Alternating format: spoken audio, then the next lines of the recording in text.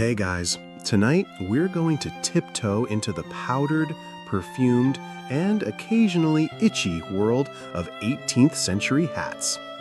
Picture it, horse-drawn carriages rattling over cobblestones, the smell of roasting chestnuts mixing with the tang of manure, and everyone, absolutely everyone, wearing a hat.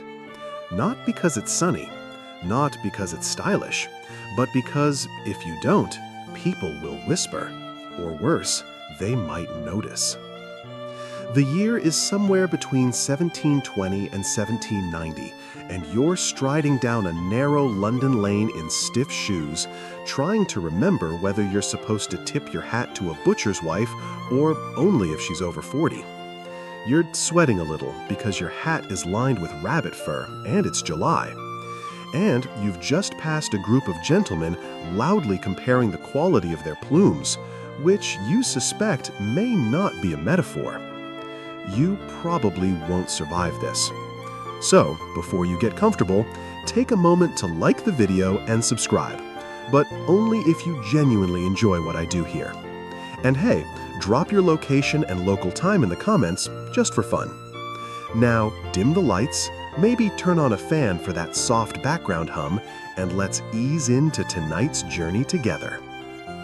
The first thing you notice about the 18th century is the sheer absurdity of people's heads. Hats are everywhere, and they're not subtle. We're not talking about the casual baseball cap of a lazy Sunday. No, this is plumage, lace, buckram, horsehair, pins, and powder. This is a fashion arms race where the head becomes a battlefield. The louder the hat, the more important the wearer. Or at least, that's the hope. You see a woman balancing what appears to be an entire miniature ship on her head. It even has tiny sails and a little flag. She's carefully stepping into a carriage, ducking expertly so the mast doesn't catch on the doorframe. You catch her eye. She winks. Probably a duchess. Or maybe a laundress pretending to be a duchess. It's hard to tell from just the sails. Among women of the upper classes, the rules of hat wearing are both rigid and ridiculous. The right to wear certain materials, like ermine or velvet, depends on your social status. You're allowed lace, but only if your husband makes more than 500 pounds a year. Feathers? Only imported ones count. Domestic poultry doesn't cut it. A fashionable lady in 1765 might wear a pouf, a massive, teased-up hairstyle stacked with pillows, padding, and sculpted locks, and then crowned with a hat so light it's practically floating.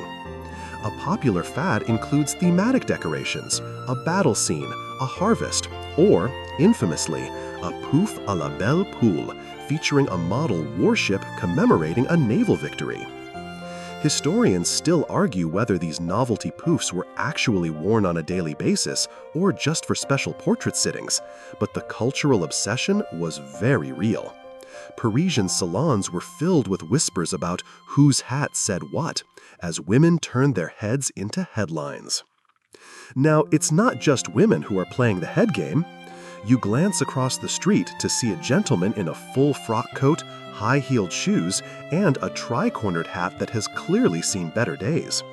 His hat is a bit battered, the corners limp, and the cockade, a sort of rosette badge, has come unpinned. He notices your gaze and stiffens. A man's hat, after all, is part of his reputation. You remember a story you heard from a friend who heard it from a friend. A young footman was dismissed without references because he dared wear a hat too fine for his station. It had a silk ribbon. The horror. The basic hierarchy goes like this. The broader the brim, the higher your station, but only up to a point. If your brim flops, you're low class. If it's too stiff, you're a prig. There's an optimal brim curve that communicates refinement, education, and just enough money. Some men achieve this with starch and wire. Others cheat and have their hat brims molded professionally, a luxury whispered about in men's clubs like it's something unseemly. Oh, and don't forget the powder. You have to powder your wig before putting on your hat. But not too much powder, or it'll puff out when you tip your head. This was a real problem at dances, where a clumsy bow could leave your dance partner coughing through a mini blizzard of flour and lard. There's a growing discomfort in your own hat now. The inner lining itches. You suspect the fur might be moving? You try not to think about it. Because here's the thing. Hats in this era aren't just decorative, they're functional, they're protective, and sometimes they're even dangerous. There are tales of towering feathered hats brushing against candle flames and catching fire. One poor woman lost her entire coiffure during a soiree. They say she didn't even notice until the third dance. Her escort smothered the flames with his coat and was briefly considered a romantic hero. Another danger? Lice.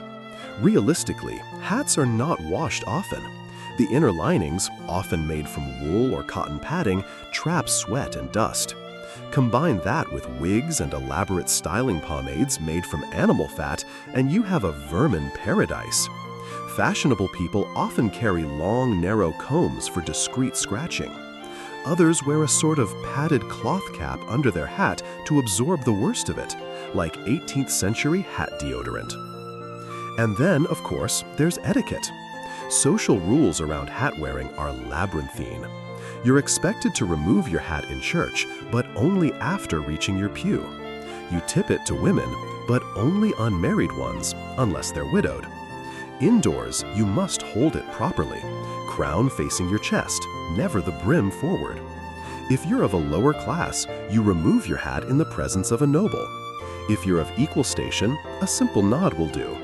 But if you misjudge your own social level, well, good luck recovering from that faux pas.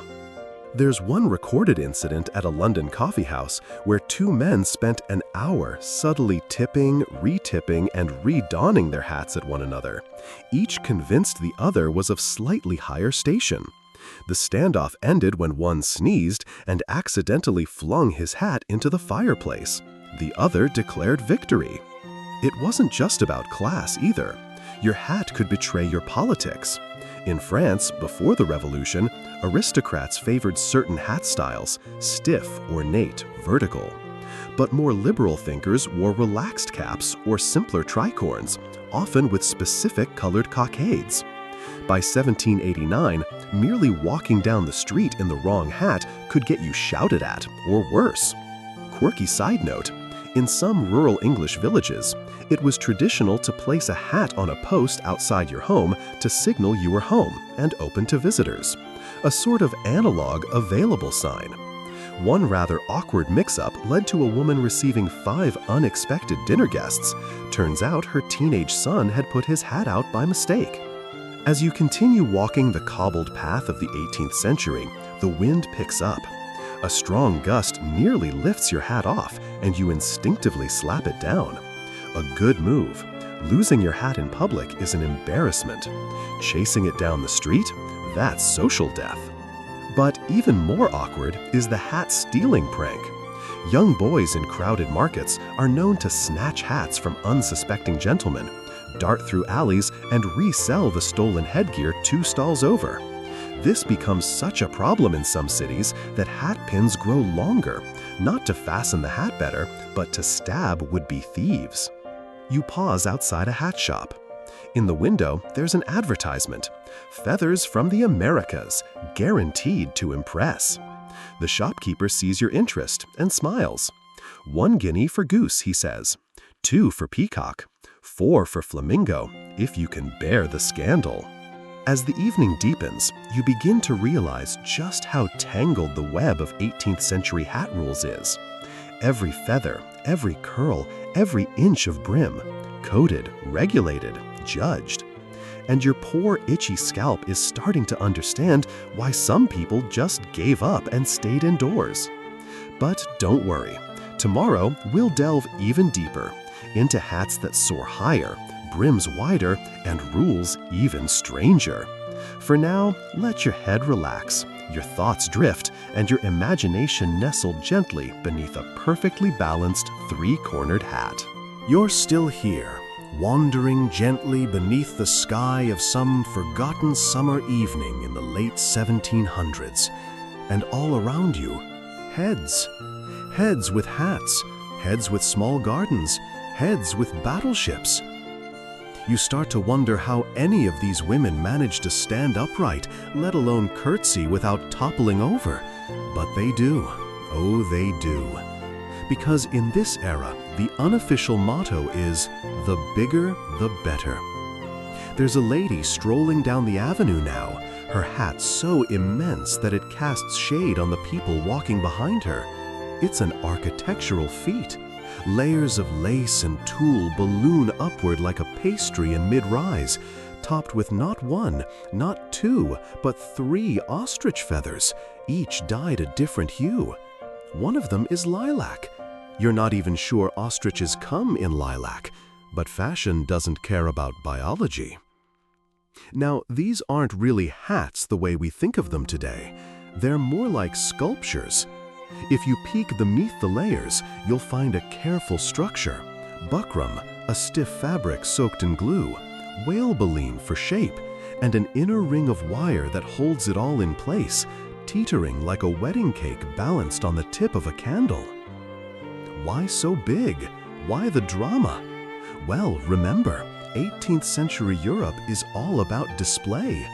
You're not just showing wealth, you're broadcasting your connections, your taste, even your allegiance to current events.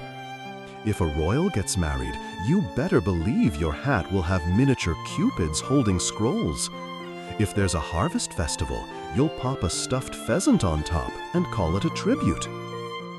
One noblewoman in 1778 was reportedly seen with a hat topped by a miniature windmill, complete with tiny sails that spun in the breeze. This was both a fashion statement and a rather pointed joke about her husband's investments in Dutch grain. The sails got tangled in a tree branch as she exited her carriage. It made the gossip columns for weeks. Historians still argue whether these towering hats were ever meant to be practical, or were simply a competition of who could cause the most neck pain. There's even a running theory that women would wear the tallest hat they could get away with in the opera house, just to block the view of their enemies in the next row. Now, you might be thinking, surely the sheer height of these hats must have made things like walking through doors an issue. And you'd be right. Special social maneuvers developed to accommodate the architecture-defying fashion. Tall carriages had to be ducked into sideways. Public buildings adapted slightly, adding soft valances to doorways so ladies wouldn't knock their feathers loose. A well-trained footman was expected to stand behind his mistress and brace the hat from the back when she bowed. Of course, there was backlash. The sheer impracticality of these hats drew ridicule. Satirical illustrations from the period show women being lifted off the ground by their hats in a gust of wind, or entire dinner tables being cleared by a single turn of a head. One cartoon from 1776 depicts a woman's hat knocking over a priest's candle mid-sermon. He looks shocked, she looks triumphant. And then there were the hat debates. In France, there was a heated divide between the followers of the pouf and the more restrained chapeau à la bergère, or shepherdess hat. The latter was considered more natural, more modest, more pastoral, a reaction to the increasingly theatrical style of the court. Wearing one was a political gesture, a fashion rebellion cloaked in gingham and ribbon. But the pouf wearers weren't going quietly. For them, it was an art form. One popular design was the pouf sentimental, in which the lady would commission a theme based on her feelings: grief, joy, jealousy. Florists and milliners would collaborate to create tiny symbolic figures to nestle into the structure: weeping willows for mourning, clasped hands for loyalty, and occasionally a cherub with a bow for obvious reasons. Now, imagine you're invited to a garden party. It's a warm May afternoon.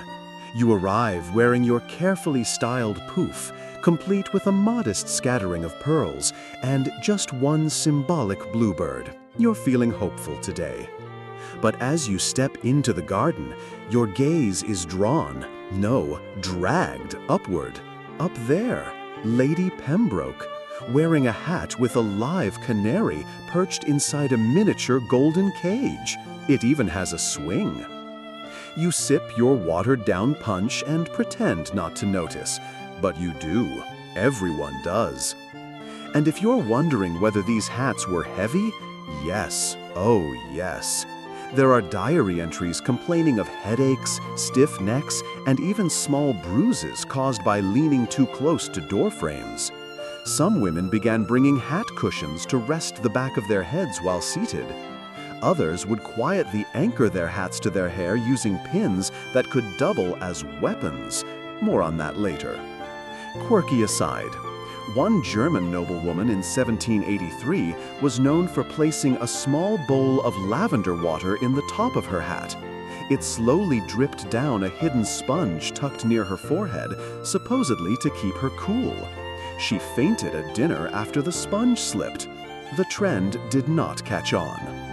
And yet, despite the danger and discomfort, the style persisted. In fact, the drama escalated. French fashion magazines began publishing hat height guides, comparing various styles like mountain ranges. There was even a whisper of a woman who got stuck in a stairwell because her hat was wider than the banister. She had to wait until the footman dismantled the railing. But perhaps the strangest part of all this was how quickly these styles filtered down.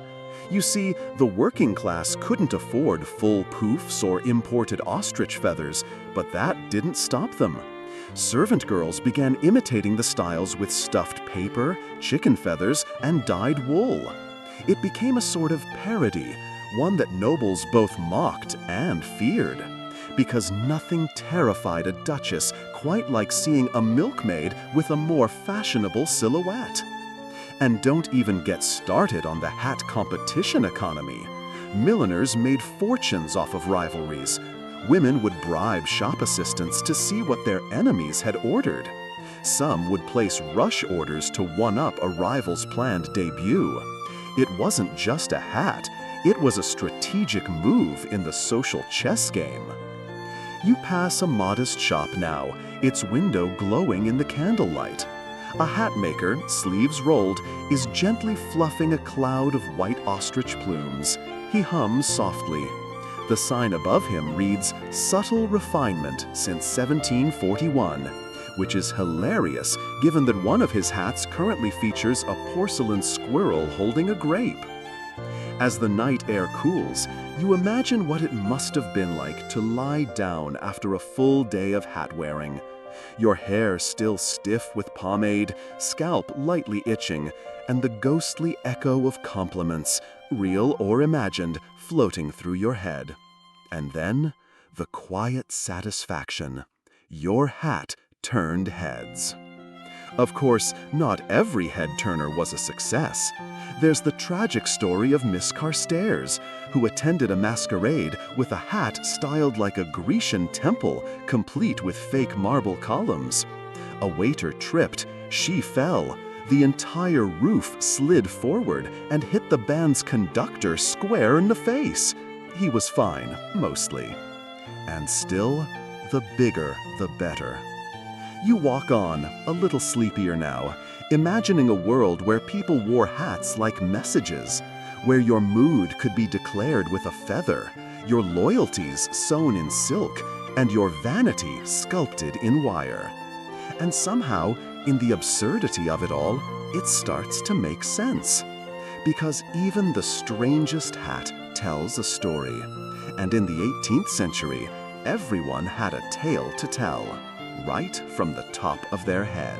You're not quite sure when it happens, but the streets begin to quiet. The clip-clop of horses fades, replaced by the softer whisper of slippered feet on cobblestone. It's late now, or early, depending on how you look at it. But even at this hour, there's one rule that never sleeps. A gentleman never goes hatless. at least not in public. You glance over and spot him. Lean frame, powdered wig, boots brushed to a dull sheen, and atop it all, a tri-cornered hat perched with the kind of casual precision that says, "I spent 30 minutes in the mirror making this look effortless." He tips it slightly to a passing acquaintance. They both nod, as if the entire exchange were written out in some invisible etiquette manual. Because it is. Welcome to the wonderfully stiff world of 18th century men's hat etiquette. A tangle of rules, customs, and unspoken signals, all balancing precariously on a triangle of felt and formality. That hat? It's not just fashion, it's identity. It's the powdered badge of rank, the wool felt handshake, the announcement of your intentions, your politics, your hygiene, and even your mood. One crooked angle, and suddenly you're the talk of the tavern for all the wrong reasons. So let's take stock. You're a gentleman in, say, 1764. Your hat options are many, but none is more iconic than the tricorn. That three-cornered wonder that manages to be simultaneously sharp and floppy. It folds up at 3 edges to keep rain off your shoulders and let people admire your wig. Practical-ish. Now here's where the etiquette comes in. You don't just wear the hat, you perform it. Enter a room, remove the hat. Meet someone of higher status, remove the hat. See a lady in public, touch the brim at the very least. Are you indoors? Is the king present? Is there food on the table? Are you within 20 feet of a clergyman's wig? Yes? Remove the hat. There were entire pages in 18th century manuals devoted to when and how a man should handle his hat. One must never twirl the hat by the brim while speaking to a superior, one states. This denotes insincerity and quite possibly madness. Good to know. But even the removal was an art form. You couldn't just pluck it off like some farmhand pulling turnips. No, you had to do a hat flourish. One popular method was the arm sweep and pivot, which involved swinging the hat wide to the side and bowing slightly. It was basically a choreographed moment of mild humility. And then there was brim etiquette. Where your brim pointed said a lot. Worn straight forward, probably military or conservative. Tilted rakishly to one side, you were either an artist, a rogue, or someone who very much wanted to be mistaken for one. Historians still argue whether the hat tilt was purely fashion or if it also acted as a class signal. Some claim a left tilt was popular with wigs, while others insist it was just a side effect of windy alleyways and poor neck posture. Even the hat's condition sent messages. A slightly worn tricorn suggested a man of action, someone who might ride at dawn. A hat too pristine, you might be accused of vanity, or worse, of having never actually left your salon. And lest you think the rules stopped at the tricorn, let's not forget the cocked hat, the round hat, and that strange in-between phase known as the Kevenhuller, a hat so unpopular that even historians admit they don't really know why it existed. Now picture this.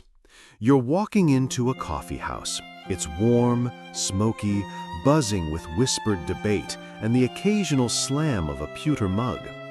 Your hat comes off the moment you enter. You nod at the clerk. He nods back. No words spoken. But in this world, your gesture is understood. I am civilized. I respect the space. I am not here to duel anyone. Not yet. You make your way to the back table, passing a group of younger men, wigless and wild-eyed, their hats still on indoors. Radicals, probably.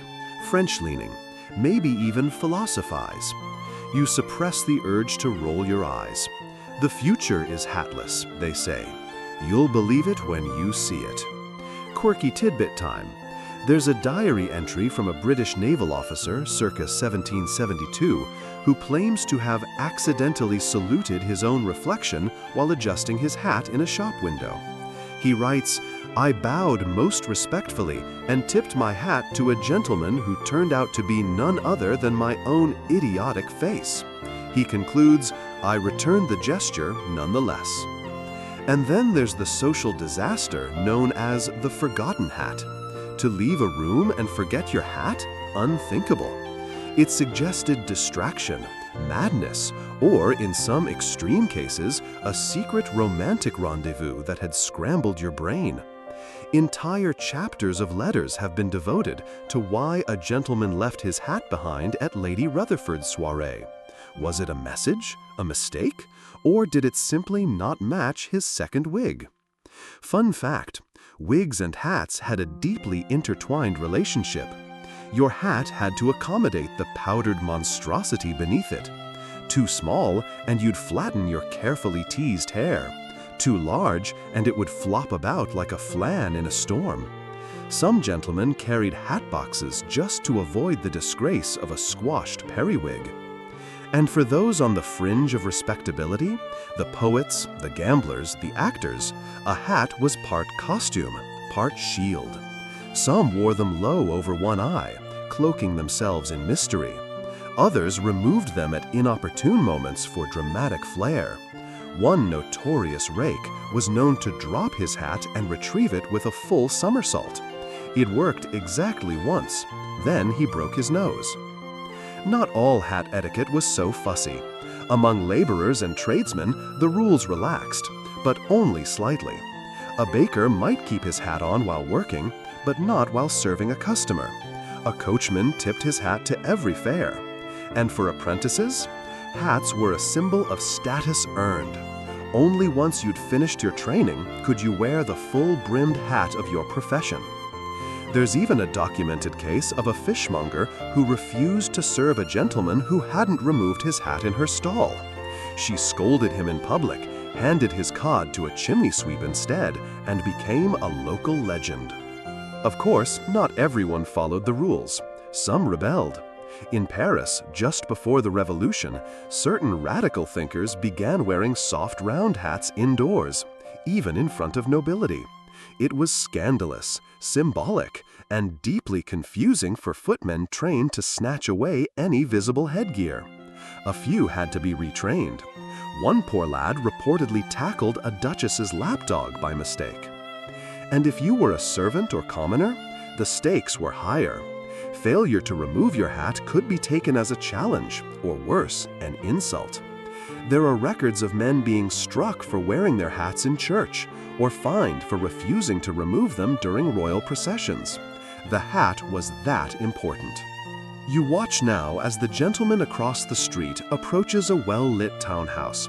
He stops, removes his hat with a subtle flourish, and bows. The butler opens the door. The gentleman steps inside. The hat goes back on only after he crosses the threshold and confirms that the receiving room is empty. Even in private, the performance continues. And here's a little mystery to close out the night. In 1791, a coded letter was discovered in a London hat shop, written entirely in wig powder and lemon juice. No one knows who wrote it. No one knows what it said.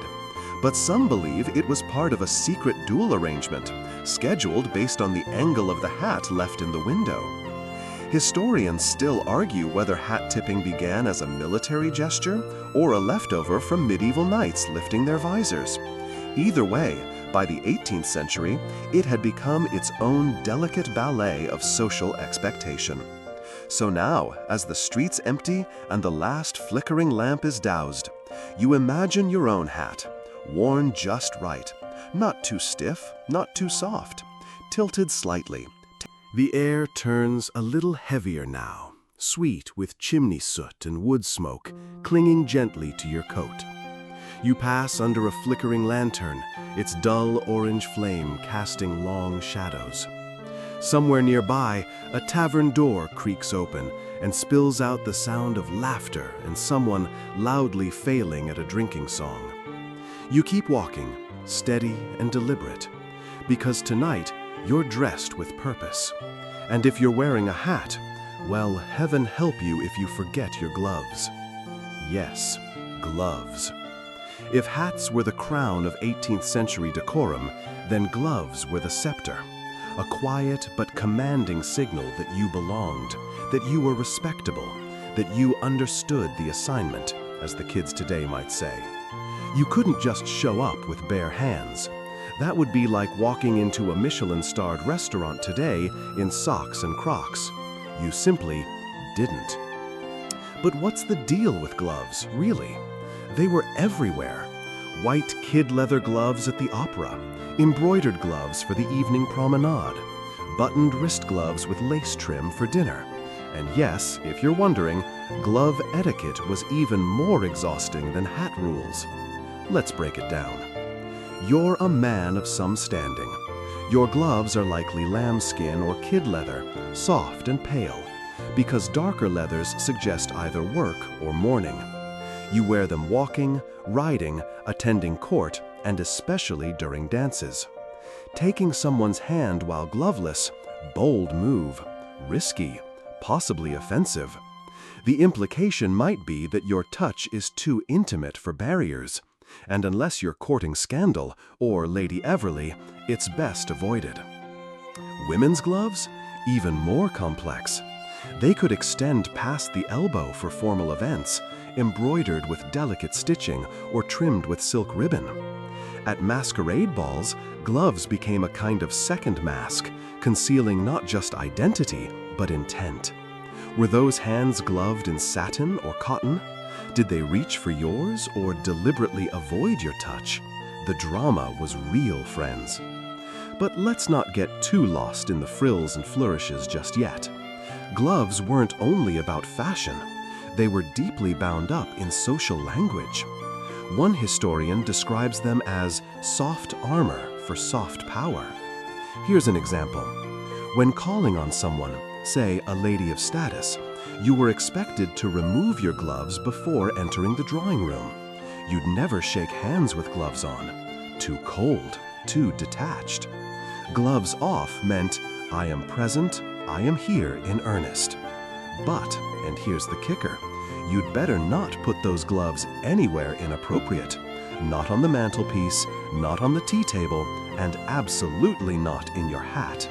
That was a social misdemeanor of the highest order. There's even a book from 1774 that devotes a full page to the correct placement of gloves during courtship. The key rule? If she sets your gloves gently on her writing desk, she probably likes you. If she hands them to the butler without comment, try not to cry until you're at least halfway down the front steps. And of course, gloves were political. Remember the suffragette gloves of the late 18th century? No, that's because they weren't called that at the time. But several early feminist thinkers, particularly in France, began wearing specially embroidered gloves as part of their subtle protest. Small details, a stitched laurel leaf, a purple thread in the hem. These were like whispered signals in a room full of thunderous silence. Historians still argue whether this glove code was coordinated or just fashionable coincidence. But if you noticed 3 women at a salon all wearing matching vine patterns on their left wrist, well, let's just say you'd better watch what you say about women's education. Of course, gloves weren't just a matter of civility. They were deeply unsanitary by modern standards. You wore them through the muddy streets, to the horse stables, to the dinner table. People rarely washed them because gloves were delicate and expensive. The idea of germs wouldn't really hit the mainstream for another century, so wearing gloves was seen as a way to keep your hands clean from the outside world, not the other way around. And yes, because I know you're wondering, people absolutely shared gloves. Especially among siblings, sometimes even between spouses. One woman's diary from 1782 includes the line, "Borrowed Henry's gloves for the fete, as mine were stained with ink and politics." One can only assume those gloves were returned slightly more radicalized. Now, let's shift to a more curious corner of glove history: dueling etiquette. The classic image, throwing down the gauntlet, is no exaggeration. A glove tossed at someone's feet was a deliberate insult. It was how you said, "I don't respect you, and also, I'd like to try murdering you with a sword sometime this week." The glove toss was theatrical, charged, and usually followed by a very awkward silence, and then someone saying, "Gentlemen, please, not here, the fishmonger's watching." Sometimes the glove wasn't thrown, but slapped, gently, mockingly, across the cheek. There's one notorious account of a glove duel between two minor lords who spent so long debating the terms that both their seconds left out of sheer boredom. Neither man was injured, but both were socially ruined, not for the insult, but for failing to follow through with flair. And if you wanted to send a love note, anonymously, what better vehicle than a glove? Especially one lightly scented with lavender water and folded just so. There were rumors that particular folds, diagonal versus horizontal, meant different things: romance, friendship, sorrow, desire. Or maybe they just folded gloves that way to fit into coat pockets. Historians still argue about that too. Let's take a moment for a lighter tidbit. In 1769, a French nobleman attempted to start a trend called glove hats. Essentially, he stitched two gloves together and wore them as a headpiece during a masquerade. The fashion lasted approximately one evening and resulted in 3 faintings, 1 minor fire, and an editorial titled, "We must say no to head gloves." Anyway, back to reality. Glove sizing was also absurd. There were no standard units, just vague notions like tight, ladylike, gentlemanly snug, or the ever-elusive courtroom fit. You'd try them on by pulling them slowly over your fingers, usually with the assistance of powder to reduce friction. And because tight gloves were considered elegant, people often struggled for hours just to get them on, only to find they couldn't pick up their spoon at dinner. So there you are, sitting stiffly at a soiree, with fingers half numb and a smile that says, "Yes, I do this every evening, and no, I'm definitely not losing circulation." But you couldn't remove the gloves yet, not until dessert. That was the rule. And for those daring few who went without gloves in public, oh, the scandal. A pamphlet from 1787 describes a young rake who gallivanted through Hyde Park entirely bare-knuckled, as though he'd shown up wearing nothing but fig leaves. One older lady fainted into her embroidery hoop. A bishop reportedly dropped his pie. You pause now under a large window, watching a late-night gathering unfold.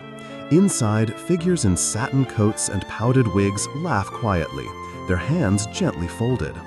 A woman rests her gloved fingers against the arm of a man. He removes one glove, touches her hand, and then, carefully, places the glove on the bench beside him. It's so small a gesture, but you know what it means. Respect, interest, maybe more. And it's strange, isn't it, how an object so simple could become so rich with meaning. Gloves were, in a way, like handwritten letters, personal, soft-spoken, and layered with intent. And like letters, they could be lost, forgotten, or burned. There's a curious story from 1790 about a housemaid who collected gloves left behind by dinner guests. She saved them in a box under her bed, labeled by date and mood. Rainy Tuesday, smelled like lemon and ink. Gentleman in navy coat, lost or left on purpose. It's unclear what happened to the glove box after her death. Some say it was auctioned off. Some say it was burned with the linens. Others say it still turns up now and then at antique markets, offering soft whispers from hands long gone. So tonight, as you pull your coat tighter and cross into the quieter part of town, you think about your own hands, how much they say without speaking, how much they remember. And maybe, just maybe, you feel a little grateful that you don't have to wrestle with a pair of powdered calfskin gloves before bed. The road beneath your feet has quieted to a soft crunch of gravel and frost. The air bites just slightly now, not enough to sting, but enough to make you exhale longer, thicker clouds of breath swirling past your face like lazy ghosts. Your hands, warm in your coat pockets, gloveless, blessedly so. And in this moment of simple comfort, you almost forget the iron cage of etiquette you've just escaped. But don't get too relaxed, because now we descend into the haunted realm of hat storage. Yes, storage. What happens when the hat comes off? Where does it go? On a hook? Over the heart? In the crook of your elbow? Spoiler, if you guess wrong in the 18th century, you're not just rude, you're practically a walking insult. Let's set the scene. You're entering a formal home, a house of some status, thick with candlelight and careful silence. A butler meets you at the door, and already the ritual begins. You remove your hat with a modest tilt, holding it not by the brim, never the brim, but gently from the crown. And then what? Well, that depends. If you're staying only briefly, perhaps for a quick call or a delivery, you'll hold your hat discreetly in your left hand. You might tuck it beneath your arm, but not too tightly, lest it flatten. Flattening a hat meant you didn't respect the craft, or worse, the host. For longer visits, the butler might offer to take it. But here's the catch. You never hand over a hat directly. That would imply you see the butler as an equal, or, heaven forbid, see yourself as above him. So instead, you lightly place the hat on the receiving tray, or into the butler's open box-lined arm. A good butler didn't flinch, even if your hat was soaked in rainwater or smelled faintly of tobacco and vanity. Now let's talk about the hat room. Yes, many elite households had dedicated hat rooms, or at least hat shelves in the entry hall. These were not for storing random caps and scarves. No, these were structured, labeled zones for bonnets, tricorns, bicorns, cockades, feathered riding hats, and in some cases, ceremonial wigs with their own velvet hooks. The rules were detailed to the point of absurdity. Ladies were discouraged from placing their hats near men's, unless they were married. Widows had a separate rack entirely, usually a small one tucked near the door with discreet trim and a dark lining. And heaven help the poor guest who dared place their riding hat next to the host's opera hat. That was like putting a pair of hiking boots on a dinner table. And here comes our fringe detail for tonight, the hat envelope. You've likely never heard of this, most people haven't. But there's record of a short-lived trend in the 1770s, mostly among French and Italian nobility, involving padded silk hat envelopes. These were soft, rectangular pouches designed to protect your hat when it wasn't being worn. Often embroidered with your family crest or initials, they signaled both wealth and paranoia. One noblewoman even had 3 sizes of hat envelopes, depending on the type of hat she was wearing that day. To preserve the plume, her maid once wrote, one must cradle it as one a dove. The dove in question, a 3-foot monstrosity covered in dyed ostrich feathers and moral superiority. And where were you not allowed to leave your hat? The table, for starters. Any table, really. Writing, dining, gaming, or dressing. Setting your hat down on a table was said to invite misfortune, especially if the crown touched the wood. Some households even had little poems nailed up in the vestibule warning guests to guard thy brim or suffer grim. Ben Franklin, yes, that Ben, was once said to have ruined an entire breakfast gathering by dropping his hat squarely in the center of the host's sideboard. Whether this is true or just an 18th century meme passed around in taverns is anyone's guess, but the image of Franklin sheepishly scooping his hat from a bowl of stewed pears is frankly too delightful to dispute. So where could your hat rest? The preferred method was on a padded hook or shelf, with the inside of the crown facing the wall.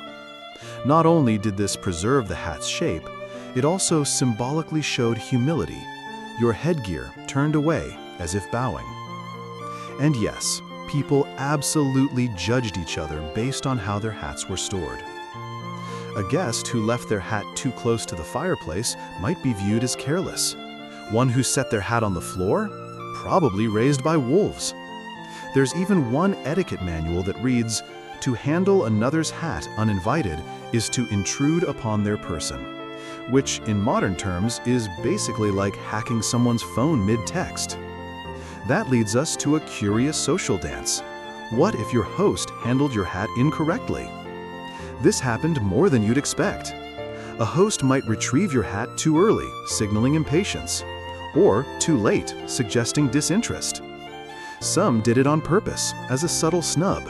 "Oh, you're still here?" the delayed return of a hat seemed to say. How quaint. Historians still argue whether these micro moves were part of broader social scripts or simply the byproduct of deeply bored upper classes inventing reasons to be offended. Likely, it was both. Now, picture yourself at a ball. You arrive in style, your coat freshly brushed, your hat slightly tilted with intention. The doorman gestures, and you remove your hat. There are hundreds of hats already arranged, feathered, furred, bejeweled monstrosities layered like a rococo game of Tetris. And the hat keeper, often a young servant, eyes yours with a practiced gaze. You hesitate. Should you mention the brim is fragile, that the lining is hand-dyed? You don't want to be that person. But you also don't want your prized chapeau wedged between someone else's foxhead hunting cap and a powdered monstrosity shaped like a naval battle. So you say nothing, but you make a mental note. Next time, bring a pouch. Which brings us to another debate of the time: personal hat carriers. In wealthier circles, it became fashionable, especially during travel, to employ a valet whose sole responsibility was hat preservation. Some were known as chapeau keepers and were often chosen for their delicate hands and excellent memory. There's a letter from 1786 in which a certain Lord Astley complains, "My new hat man is clumsy. The curve of the brim now resembles a duck's backside." Naturally, this led to a rise in hat storage inventions: hat cages, hat presses, hat boxes with velvet interiors, and even collapsible storage hats that folded into themselves, like a fabric origami, if origami was powdered and politically charged. One inventor even designed a hat that could be worn as a satchel when not in use. It flopped spectacularly when it collapsed on a bishop during a sermon, leaving him tangled in buckles and theological confusion. And for the working classes, simpler storage solutions: hooks by the hearth, pegs on the wagon walls, a bit of string looped over a beam. But even then, certain norms persisted. You never hung your hat lower than your neighbor's. That suggested subservience. You never stacked hats. That showed disrespect. And if someone's hat fell to the ground, you didn't laugh. You helped them. It was basic, hard-earned dignity. You're walking again now, passing a shuttered bookshop where a lone gas lamp flickers in the fog. You imagine what it must have been like. So much silent judgment hung upon where a person stored their hat. A choice that today wouldn't matter in the slightest. But back then, it defined entire relationships. And here's something quietly poetic. When someone died, their hat was often placed on the table, just once, brim up, near the edge. It was a small breach of etiquette, allowed only in mourning. A way of saying, they are gone, let their rules go with them. The gesture still echoes, a simple, strange farewell to a person who once cared about the slope of a feather, the bend of felt, the place their hat would sleep at night. And as the wind nudges your coat and you pull it tighter around you, you think, maybe we still carry a little of that ritual in us. The care, the precision, the quiet reverence for the ordinary things we leave behind. You're drifting again, deeper into the night. The sky above wrapped in that soft navy that swallows all sharp edges. The road stretches quieter now, hushed and wide, like a long sigh. Your boots barely echo. the fog's grown thicker, brushing against your cheeks like the hems of forgotten coats. And as you walk, your mind returns to hats, but not the ones for dinner parties or duchesses. No, tonight it's the everyday headgear of the common folk that whispers in your ears. Because not everyone lived in grand houses with velvet-lined hat hooks and embroidered envelopes. In fact, most people didn't. And what they did with their hats was both deeply practical and weirdly symbolic. Let's begin with the simplest, the cap. A knitted wool cap, to be precise, often referred to as a Monmouth cap in England or just a watch cap elsewhere. It's warm, cheap, and essential. You, as a cobbler or sailor or brewer's apprentice, would slip it on before the sun rose and keep it there until long after it set. Why? Because hats weren't just fashion, they were your shelter, your job, your status, your armor. But here's where it gets peculiar.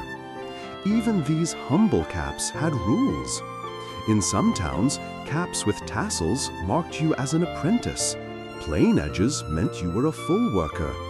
If you dared to wear a tassel-free cap before your time, expect a few hard words and maybe harder bread crusts at the inn. And speaking of inns, do you know what travelers feared most? The hat theft. Oh yes, in the 18th century, hats were stolen almost as often as coins. Because a good hat meant you could walk into town with confidence. It meant you might land a better job. A landlord might even assume you paid on time. So people locked them in trunks, tied them under beds, even slept with them clutched to that chest like a nighttime teddy bear made of felt and desperation. There's even one recorded tavern brawl in Devon where a hat was thrown into a fire by mistake, and 5 men spent the night in jail, not for fighting, but for refusing to stop fighting after 2 separate warnings from the constable. But let's not get too rowdy. Back to our caps. Some workers customize their headwear, not with flair, but with function. A chimney sweep might coat his cap in lard so soot wouldn't cling. A tanner might soak his in lime to keep the smell at bay. And sailors, they often stitched bits of canvas or fishbone into the rim, making them stiff enough to shield against sudden storms or the occasional flying barrel. Now here's your quirky fringe tidbit, the sleeping bonnet with bells. Mostly seen in rural Wales and parts of Ireland, this nighttime hat wasn't just to keep warm, it had tiny sewn-in bells at the tip. Why? So if you thrashed about too much in your sleep, or say sleepwalked near a fire, the jingling would wake someone, or at the very least, prevent you from wandering into the barn and scaring the pigs. One diary from 1791 describes a traveling blacksmith being alarmed at midnight by a soft chorus of ringing. Upon lighting my candle, I found the farmer's children in matching night bonnets, swaying in slumber like holy bells in a cathedral breeze. Beautiful? Sure. Slightly creepy? Absolutely. And hats weren't just for men. Working women wore their own forms of protection: linen quiffs, mob caps, flat straw hats tied under the chin. These were practical, washable, and often lovingly stitched. A laundress's cap might be stiffer, starched until it could stand on its own, while a milkmaid's would be softer, shaped to cradle the head during long walks between cottages. But even among the working class, appearance mattered. You might think, oh, surely no one cared how a hat looked if it just kept your ears warm. But they did. A tilted brim, a neat stitch, even a bit of ribbon on payday. These were quiet acts of pride, resistance even. In a world that didn't always offer much in the way of upward movement, the way you wore your hat could whisper, "I am someone." Historians still argue whether these tiny acts of style, ribbons, dyes, fabric choices, were influenced more by urban fashion or local tradition. But most agree, By the late 1700s, even rural workers were imitating the elite, at least a little. A single feather, a pin, a cocky bend to the brim. Let's pause for a second and imagine this. You're in a crowded market. It's muddy, noisy, and smells faintly of yeast and rain. You spot a baker's assistant, his cap dusted with flour. A butcher's boy in a stiff leather smock and a woolen beret, darkened with blood and pride. And across from you, a woman in a straw hat with a faded blue ribbon. She catches you looking, smiles, adjusts the brim, and turns. And just like that, the hat becomes something more. A kind of language, a whisper of "I see you. I choose how I'm seen." Now, if you worked outdoors, especially in the fields or forests, you had sun to consider. Wide-brimmed straw hats weren't just fashionable, they were essential. They kept your skin from burning, your vision from blurring. Shepherds sometimes wove their own, adding bits of grass or bark for reinforcement. In some northern regions, waterproofing them with beeswax or tallow was common, an early form of rain hat before rubber or oilcloth made it mainstream. And here's a curious tidbit. There's evidence that some workers used their hats as lunch bowls. Flatten the crown, flip it upside down, and there you go, makeshift tableware for soup, stew, or whatever crumbly meal you'd packed that day. Not exactly elegant, but efficient, and frankly, kind of genius. Let's talk hair for a moment. In elite circles, hats were perched on carefully styled wigs or powdered curls, but among workers, hair was a practical nightmare. Lice, sweat, dirt, it all built up fast. So hats weren't just about fashion or warmth. They were containment devices. Caps and bonnets held everything in place, out of sight and mostly out of nose shot.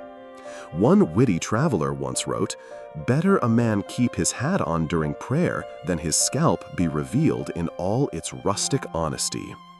You can almost hear the collective nod of agreement. And yet, there was respect among the working class for proper headwear etiquette. You might not have a feathered bicorn or a beaver felt top hat, but you still tipped your cap to a teacher, removed it at funerals, held it at your chest during hymns. Not because you had to, but because it felt right. And if someone didn't, well, people noticed. There's a record of a farmhand in Yorkshire being fired for refusing to remove his cap when the landowner's daughter walked past. His reasoning? The wind was fierce, and I've but one cap. Still, the act was seen as defiance, or worse, disrespect. You're almost at the river now. You can hear it ahead, rushing beneath a small stone bridge like a restless dream. And as the wind picks up, you pull your own invisible cap lower, shielding your ears from the chill. You imagine it soft, threadbare, maybe dyed with tea or berries, smelling faintly of hay and hearth. And just before you cross the bridge, a final story drifts in. A village wedding, sometime around 1782. The groom, a stable hand, wore a felt hat passed down from his grandfather. It had a hole in the brim and smelled strongly of cider. But as he stood beside his bride, he held it solemnly to his chest. A hat that had seen fields and frost, war and work, rain and celebration. They say the whole village stood a little taller that day, because in that moment, the hat wasn't just a hat. It was history, stitched and shaped and handed down. And whether it came with feathers or fray, that mattered less than the story it carried. The bridge creaks gently beneath your feet, the stones slick with evening mist. A hush falls over everything, the world holding its breath between footsteps, and you keep walking, wrapped in wool, shadow, and the slow tumble of centuries. Hats, again, always hats. But now we drift upward, out of the fields and into cities, into streets where manners and rituals of removal were not just polite, but practically performative. Because in the 18th century, knowing when to take your hat off was as crucial as knowing how to speak your name. Fail to remove your hat at the wrong moment, You might as well have insulted someone's grandmother and their favorite horse. Start with church. You walk in, the floorboards groaning under your boots, and immediately, hat off. Not in your lap, not tilted, off. God's house, after all. And while some wealthier congregants had dedicated pew hooks for their expensive headwear, most folks simply cradled theirs awkwardly or held them flat on their knees, hats often damp with nervous palms. There were exceptions, of course. In certain rural parishes, older men occasionally left their hats on during long, freezing sermons, citing chilblains and God's supposed mercy on the elderly. But this often sparked whispered tuts from nearby wives who knew better. In royal courts or aristocratic homes, the rules became even more theatrical. Picture this. You're summoned into the presence of a duke. You walk in, head bowed just slightly, and as your foot crosses the threshold, hat off. You hold it with 2 fingers by the brim, low and visible, arm slightly extended. Don't tuck it under your arm. Don't balance it on your belt. Definitely don't place it crown down. These little gestures, these micro movements, spoke volumes. And if the Duke tells you to put it back on, you do, but slowly, almost reluctantly. The redonning of a hat was its own tiny ceremony, a return to equality of sorts, or at least permission to stop bowing your head like a penitent scribe. It wasn't just about power, there was also respect. You remove your hat when someone dies, when a woman enters the room, when someone makes a toast, when a flag is raised, when you pass a monument, when the bell tolls, when the bread is broken, when the national anthem plays, though to be fair, God Save the King hadn't yet hit its anthem phase, and most folks hummed along awkwardly while fumbling with their wine glasses. One curious tradition was the double tip. Seen mainly in France and parts of Eastern Europe, this involved raising your hat slightly, pausing, then raising it again if the other person matched your gesture. Think of it as a hat handshake, awkwardly synchronized and unnecessarily complicated. But it didn't stop there. There were rules about who could keep their hat on and who absolutely couldn't. Take, for example, the clergy. During processions or ceremonies, certain high-ranking church officials kept their tall hats on at all times. It wasn't arrogance, it was hierarchy. The taller the hat, the closer to heaven, apparently. Meanwhile, laymen would shiver bareheaded beside them, unsure whether to be impressed or annoyed. And in military settings, even stranger. Some regiments had strict, specific moments for hat removal. Entering a commanding officer's tent, hat off. Leaving a message on horseback, hat on.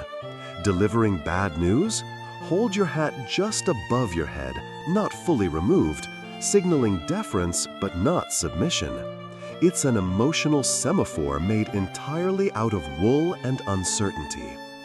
Historians still argue whether these rituals were truly understood by the lower ranks, or if most soldiers just copied each other desperately to avoid being yelled at. And then there were the restaurants. Ah, yes. Eating with your hat on? Absolutely not. Indoors? Different story. In taverns and inns, men often removed their hats when sitting at communal tables, especially if women were present. It was considered proper, clean, and courteous. But at some drinking halls, especially near docks or industrial quarters, hats stayed on, not for rudeness, but for safety. Because no one wanted to risk lice, dust, or the mysterious rainwater that occasionally dripped from the ceiling at odd intervals. A soggy head mid-meal could ruin even the heartiest beef pie. And speaking of taverns, one particularly bizarre rule emerged in parts of Germany and Holland, the hat token. Upon entering a crowded bar, you could leave your hat at the door in exchange for a wooden chip, a kind of receipt that proved ownership.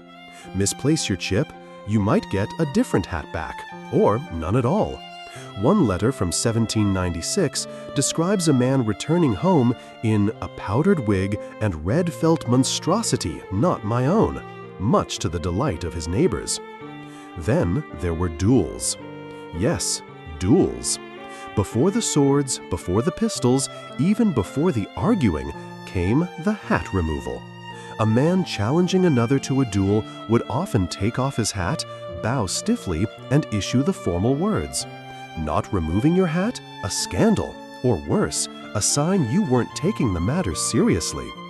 There's a legendary story of a duel in Vienna where a man refused to take off his hat because it was new and expensive. The other duelist, insulted beyond measure, shot the feather off the top in protest.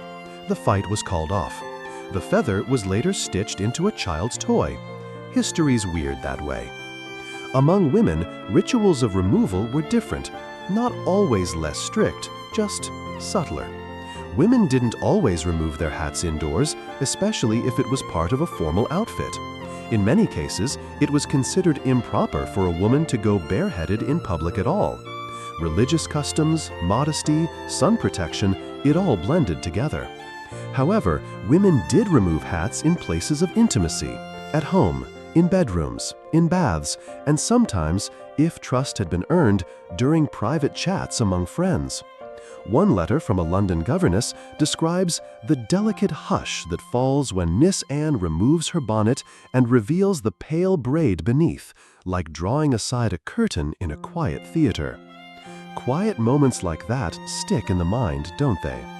And of course, hats and their removals became deeply entwined with romance. Courting a lady? You better tilt your hat just so, sincere but not desperate. Remove it with a soft swoop, not a flamboyant toss. One too many spins or bows, and you'd be seen as a peacock. Too stiff, and you were cold. There was an entire spectrum of flirtation conducted by hat brim and brow lift. A famous etiquette guide from 1789 devotes 3 full pages to proper hat behavior during a promenade. 3, including diagrams. One labeled, "Acceptable forward lean of the crown during matrimonial declaration is particularly intense. You'll want to tilt at exactly 23 degrees. Don't overdo it." And as always, the fringe practices were where things got truly odd. In some alpine villages, hat removal was used as weather prediction. If the air felt strange upon your bare scalp, heavy, electric, it meant a storm was coming. Shepherds would remove their hats every hour, pause, squint at the horizon, and nod sagely like meteorologists with very cold ears.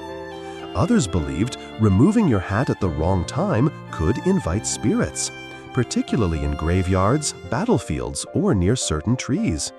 A man in Brittany reportedly refused to take off his hat during his mother's funeral because, in his words, the wind carries things in. He was later spotted hammering iron nails into the hat's brim just to be sure. All this to say, hats weren't just hats. They were shields, signals, surrender flags, and love letters. They could elevate a moment or ruin it. And as you drift further along the road, trees closing in gently on either side, you start to imagine each one of your footsteps as a ritual, a gesture, a nod, a tilt. One final thought before we leave this part behind. In a small theater in Dublin, sometime near the end of the century, a boy forgot to remove his cap before the curtain rose. An old man beside him gently tapped his arm and said, "Not for the stage, lad, for the story. Show respect." And in the hush that followed, as the lamps dimmed and the music began, the boy removed his cap. Because sometimes removing your hat isn't about who's watching. It's about what you're watching for. The cobblestones give way to gravel now, softer under your shoes, like the world itself is settling in for the night. A soft wind tussles your hair, whispering that you've left the cities behind. No more grand halls, no polite hat-tip duels or embroidered social maneuvering. Instead, we wander into something a little quieter, a little more private. Because not all hats were worn in public, and not all rules were made to be seen. Tonight, you're stepping into parlors, kitchens, dusty attics, where indoor headwear took on a different life. You begin in the bedroom. No, not like that. Get your mind back under the quilt. Think dim candlelight, a chill in the air, and a peculiar little cap tied around the chin. That, dear listener, is the nightcap, a humble but essential piece of indoor hat culture. The nightcap wasn't just for warmth, though it certainly helped. Bedrooms weren't heated unless you were rich enough to risk house fires on the regular, and those little caps kept the heat from leaking out your scalp like steam from a forgotten kettle.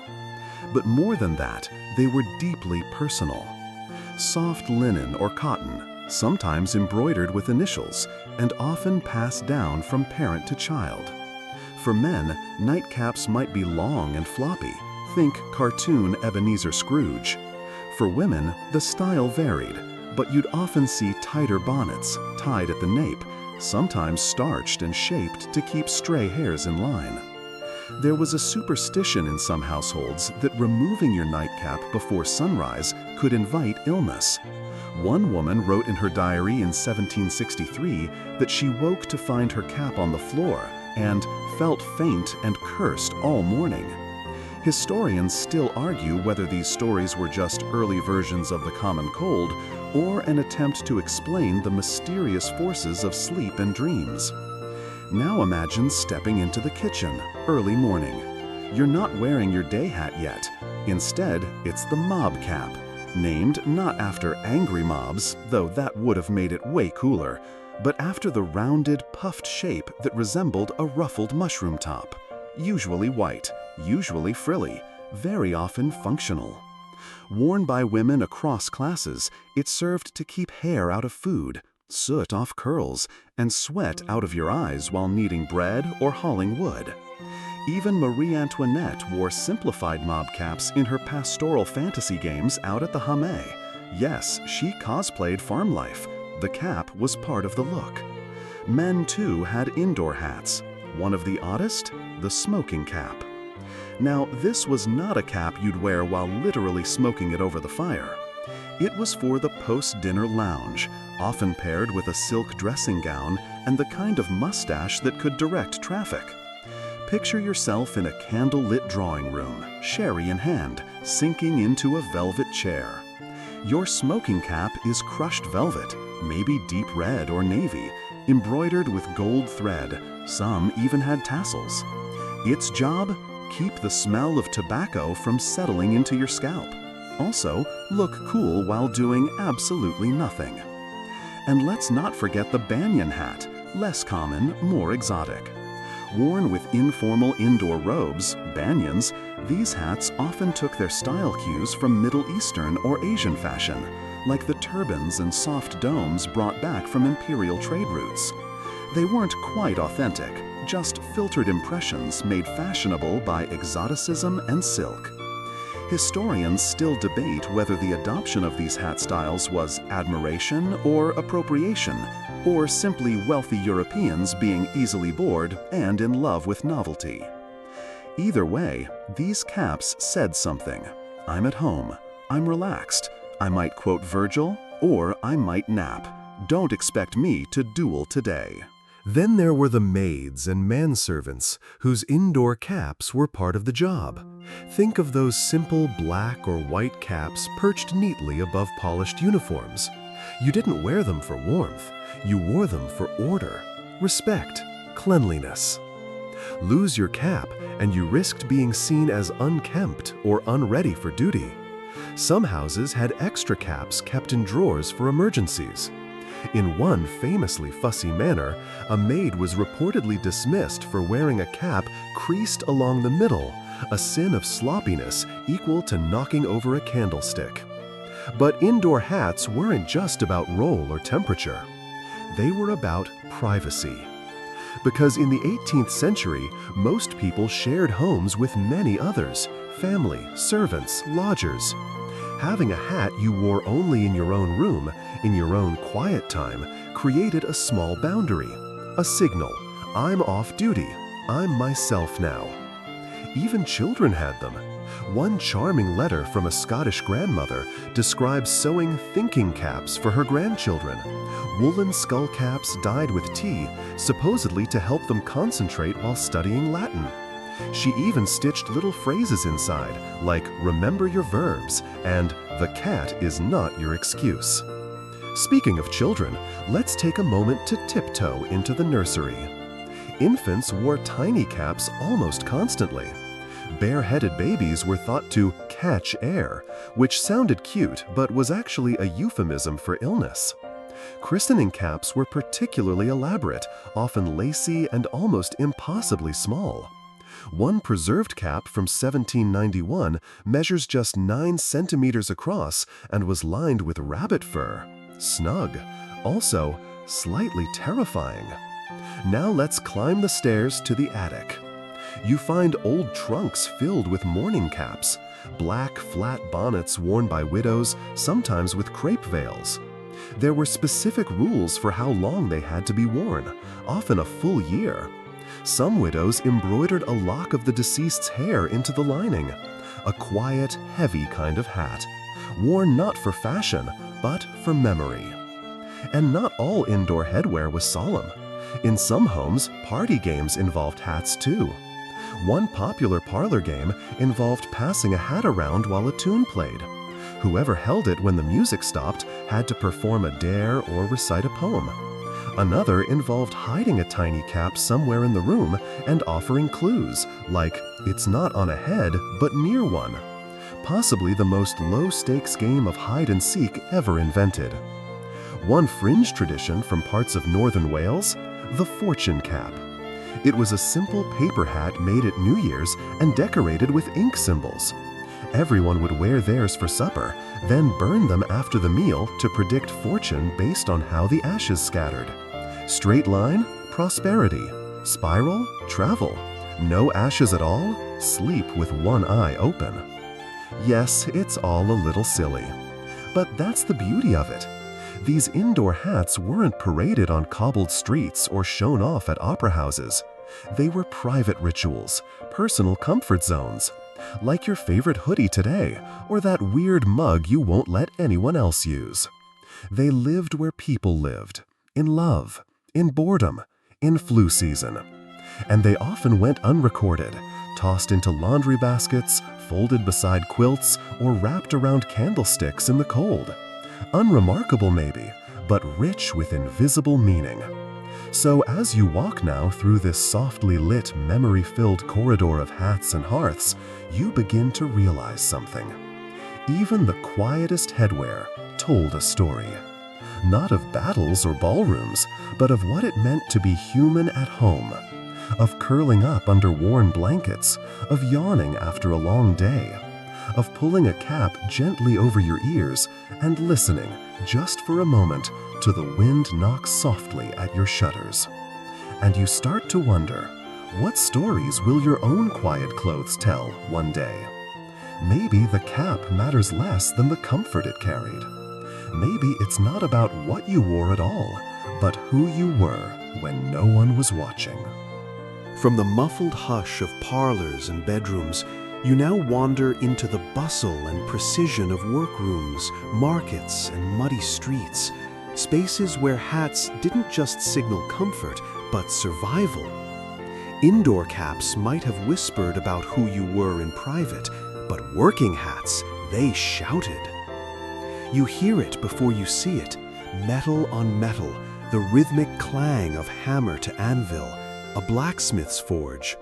Step closer and you'll spot the hat, a soot-darkened, often brimless cap, pulled low to shield the eyes from sparks. Not fancy, not clean, but sturdy. Sometimes leather-lined, sometimes wool soaked in vinegar to make it flame retardant.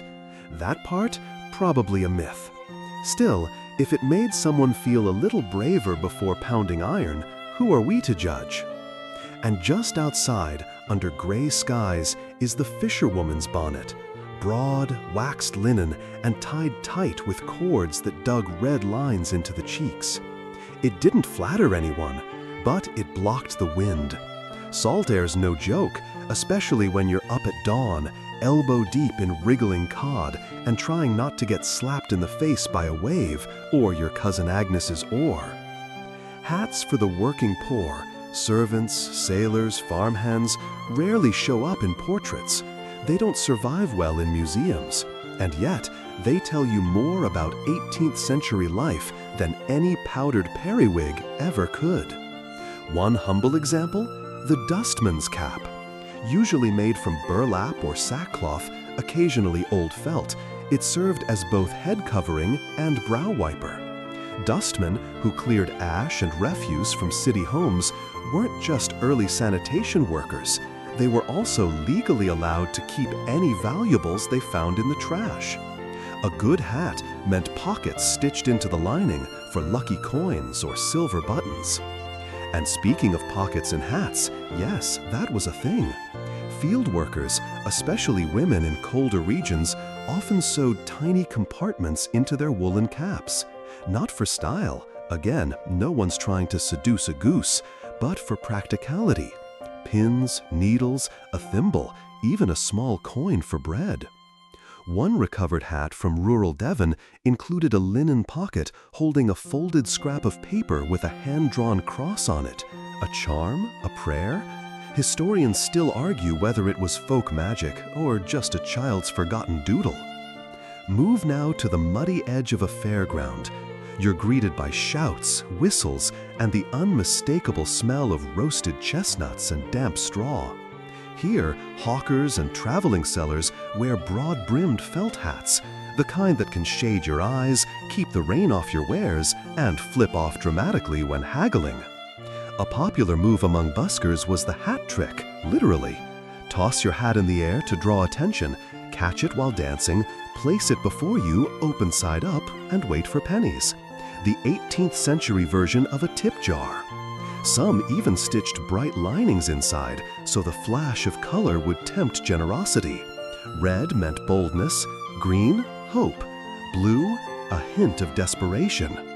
One fringe performer, known only as Blind Lottie, supposedly trained a monkey to retrieve coins from her hat and bow in thanks. The monkey wore its own miniature tricorn. It went missing in 1784 and received a full-blown newspaper advertisement. You can't make this stuff, though some suspect Lottie did. Now imagine trudging across a construction site. Not high-vis vests and hard hats yet, but the 18th century equivalent. Think timber frames, horse-drawn pulleys, stone dust. Builders often wore simple caps dipped in wax to repel water or stitched from layers of old breeches fabric. Not exactly OSHA approved, but better than bare skulls under falling hammers. Interestingly, certain master masons personalized their work hats with stitched initials or lucky charms. One recovered example bore a tiny sewn-on dice. Gambling with fate? Maybe. But there's something touching in the idea that even in hard labor, people still made space for tiny, secret talismans. Now turn toward the apprentices, the teenagers scrubbing pans, folding cloth, sweeping shops. Their caps told a story too, often simpler versions of their master's hats, worn as a mark of position. Apprentices in hat shops, yes, meta, were famously not allowed to wear the latest fashions themselves. You could make a velvet tricorn, but not wear it. That privilege came only when your apprenticeship was complete. This led, predictably, to rebellion. One letter from 1777 describes a group of apprentice cailers sneaking out at night with borrowed hats, daring to mimic the fashions of their betters. The scandal. They were caught and made to wear donkey ear caps for a week. You couldn't pay for that kind of irony. Then there were the sailors, whose caps had entire lifetimes written into them. Round, flat, often woolen, sometimes tarred for waterproofing, hence the nickname tarpaulins. Sailors added embroidered initials, ropes stitched into the brim, even bits of seashells sewn for luck. Losing your cap at sea was considered a dire omen. Some ships had whole rituals for christening a new one, sprinkling it with seawater and rum. And among soldiers, the humble forage cap reigned. Not the tall plumed ones you see in parades, but soft caps worn between battles, used for, surprise, foraging. Meant to be stuffed into pockets, sat on, dropped in rivers. They weren't stylish, but they were loyal. Some accounts tell of soldiers passing down forage caps to younger recruits with stitched messages in the lining. Keep your powder dry, steal bread if you must. Don't trust anyone with soft hands. In fact, hats were sometimes used as secret message carriers. Imagine you're a printer in trouble for seditious pamphlets. You can't just hand over the paper, you hide it. Inside the brim of a hat, under a lining flap, or even wrapped and tied into the ribbon. The hat becomes a courier, a co-conspirator, a silent partner in rebellion. One woman in 1793 was caught smuggling protest letters under her bonnet brim. She claimed she was merely hiding a fever blister, but authorities didn't buy it. Historians still debate whether she was a clever dissident or just genuinely embarrassed about a rash. And finally, let's talk about sweat. Because working hats absorbed everything: rain, soot, grime, and effort. They smelled, they itched, they left ring marks on foreheads. Some laborers would line theirs with rosemary or lavender to help cover the funk. Others didn't bother. They weren't trying to be fragrant, they were trying to survive. Over time, these hats grew stiff with use, heavy with salt and soil, but they also grew character. A good working hat might last years, passed from mother to daughter, uncle to nephew. It would soften at the crown where fingers always reached, fray at the same edge where teeth occasionally tugged it off mid-task. There's poetry in that kind of wear. And unlike their ornamental cousins, these hats didn't care who you were. Didn't care if you'd been presented at court, or danced a gavotte, or sipped syllabub from crystal. All that mattered? Could it keep the sun off your eyes, the rain off your scalp, the sweat from your brow? So, as you pause at the edge of this long road, market stalls behind you, forge smoke rising in the distance, you tip your invisible cap to those who walked before, who wore their hats not as decoration, but declaration. I work, I endure, I survive. And in that quiet, wind-rustled moment, your own breath steadies. Because even the grimiest old cap, threadbare and bent, held stories no less rich than any crown. By now, you've wandered through powdered salons and grubby workyards, dodged monkey performers and sneaky apprentice rebellions, and somehow still kept your hat on. But here, beneath the stained glass hush of a church nave, the air shifts. You tiptoe, not just out of respect, but because the rules here were spiritual, stern, and yes, sartorial. Church hat etiquette in the 18th century wasn't merely custom, it bordered on doctrine. You step into a Sunday service in, say, Bath or Boston, and immediately clock it. The sea of bonnets, tricorns, coifs, and caps arranged like silent commentary on piety and status. But not all heads were treated equally. If you're a woman, the rule is clear: cover your hair. No exceptions. The justification? A line from St. Paul's letters, echoing down from pulpits for centuries. But what counts as covered? Here's where it gets fun. Some women wore light lace veils barely skimming their braids. Others plopped enormous bonnets on like portable canopies. A few daring souls tried turban-style wraps, claiming Eastern modesty. Historians still argue whether those styles were spiritual sincerity or fashionable loopholes. Men, meanwhile, had to remove their hats indoors, especially in sacred spaces. So the act of lifting, holding, even fumbling nervously with one's hat in church became a form of silent submission. Forget to take yours off? Expect glares and possibly a tap on the shoulder from a church warden armed with a long wooden pole. Yes, that was real. Some of those poles even had little hooks at the end to tip your hat off without touching you. Polite enforcement with a side of public shaming. And if that wasn't stressful enough, your seat in church was often assigned by rank or family prominence. Hats played into that too. The further forward your pew, the more ornate your headwear could be, though not too much. You didn't want your feathers to block Mrs. Archibald's view of the Psalms. One scandalous account from 1761 involved a bishop's niece wearing a hat with a 3-foot-tall ostrich plume. It swayed dramatically during hymns, reportedly knocking a candle sideways. The choir boys giggled. Her family didn't. The church was one of the few spaces where fashion collided uncomfortably with humility. Women were encouraged to look demure, but also judged for looking poor. So you'd get bonnets adorned with modest ribbon and hidden stitching worth 2 weeks' wages, like wearing a designer tracksuit to a meditation retreat. Let's drift sideways now to the Quakers. They threw the whole hat thing sideways. Among them, wearing or removing a hat was a statement. Quaker men famously refused to doff their hats to anyone, even royalty, because God, they said, was the only one deserving of such honor. This led to all sorts of drama. Quaker merchants fined, Quaker boys expelled from school. In some towns, Quakers were refused entry to public meetings unless they removed their caps. One lad named Samuel, just 13, was said to have calmly walked home rather than dishonor his principles. The story ends with him becoming a wealthy printer, probably printing pamphlets about not removing hats. There was also a small, quirky sect known as the Shakers.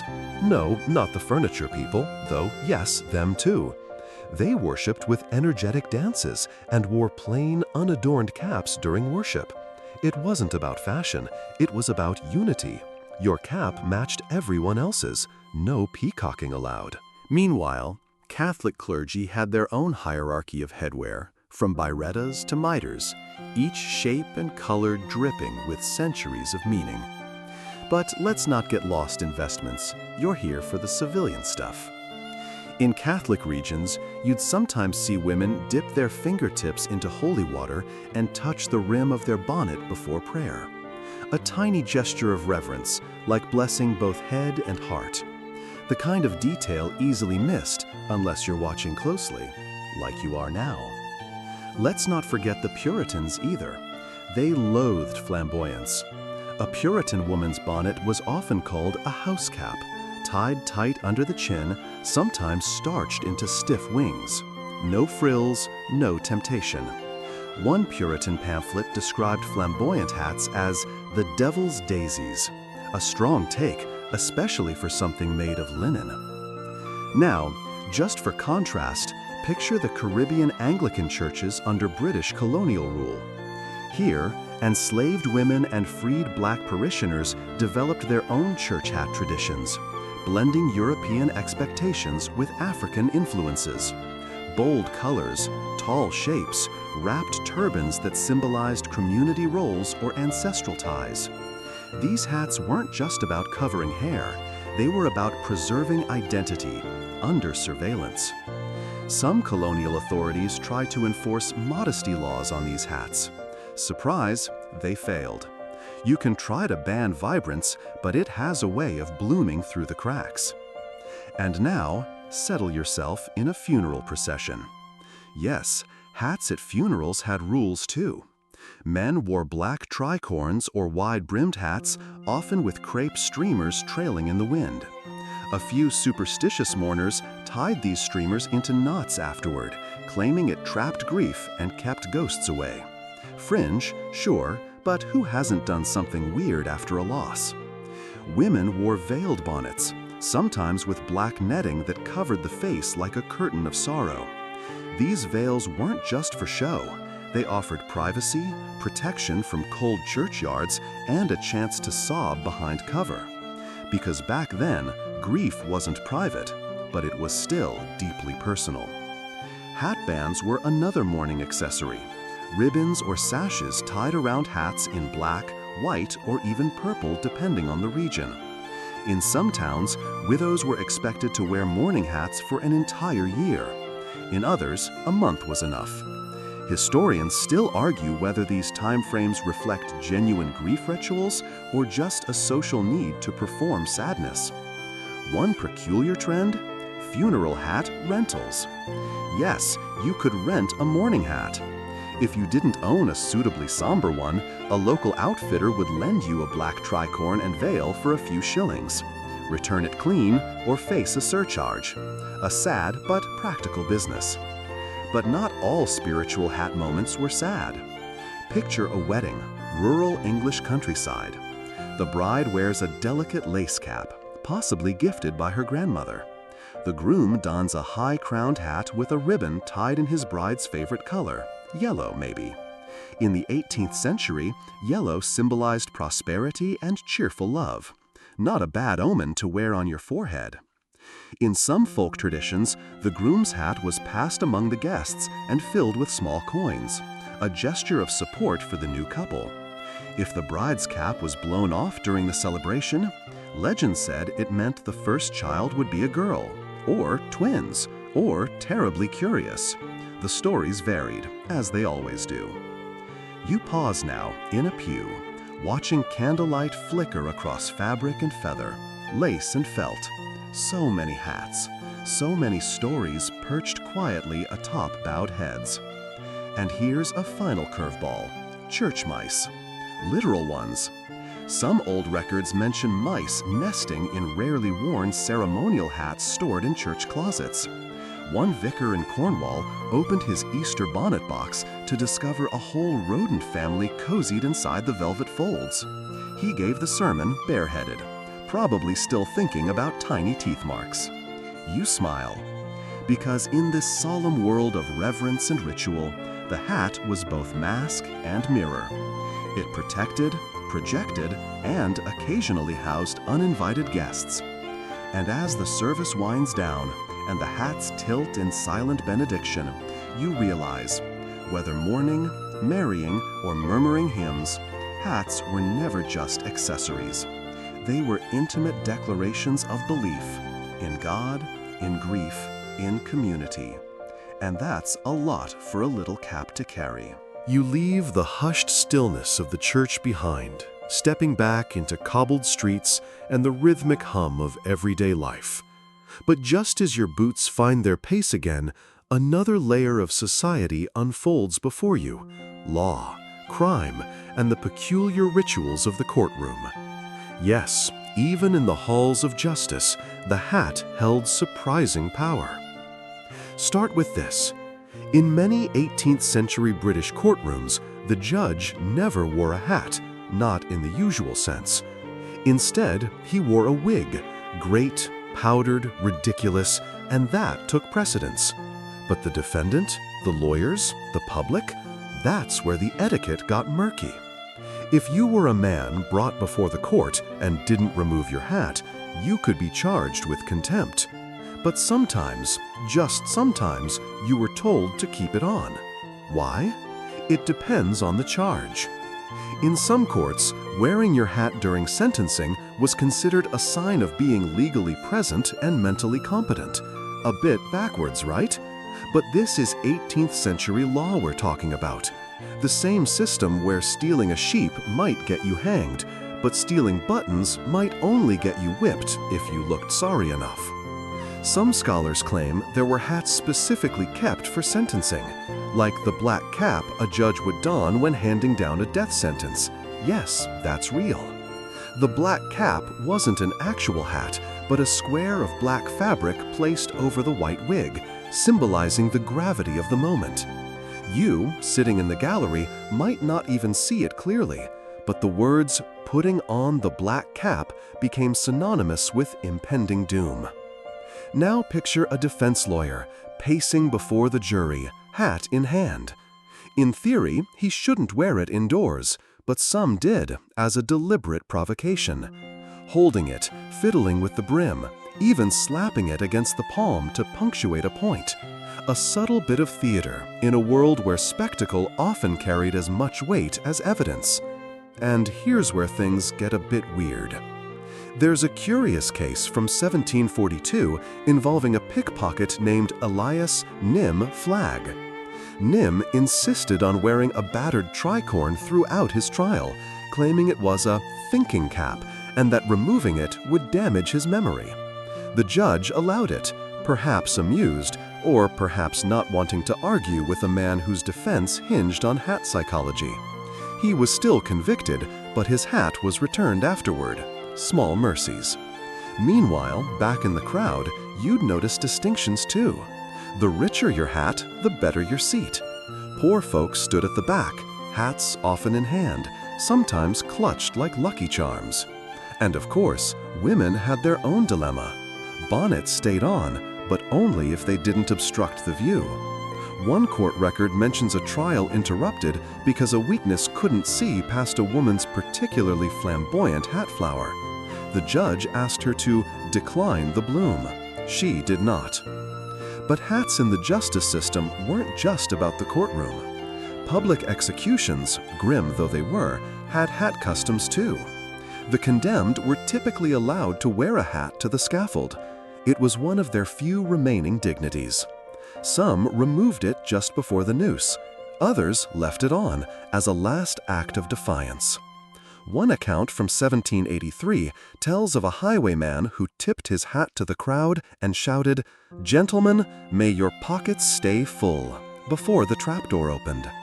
Executions were public theater. Hats helped stage them. Now walk into a prison cell in Newgate. It's damp, echoing, more rust than stone. And there's a hat perched on a nail. Why? For visitors. A kind of enforced modesty. Male prisoners had to be bareheaded when officials entered, but if you were a visitor, you'd better wear one, or risk looking like a debtor yourself. Speaking of debtors, those unlucky souls often developed their own hat customs. Some stitched tokens into the lining of their caps. Tiny scraps of paper with prayers, names, even crude maps of escape routes. One prisoner even wove a miniature rosary into the brim, hidden under a layer of waxed linen. Faith stitched beside desperation. And then there were duels. Illegal, dramatic, but oh so fashionable. Picture a frosty morning, two men standing in a clearing. The seconds check pistols. The gentlemen remove their hats and bow. Yes, they bow before trying to kill each other. It's absurd, but etiquette demanded it. One duelist in 1789 reportedly bowed so low his wig slipped off.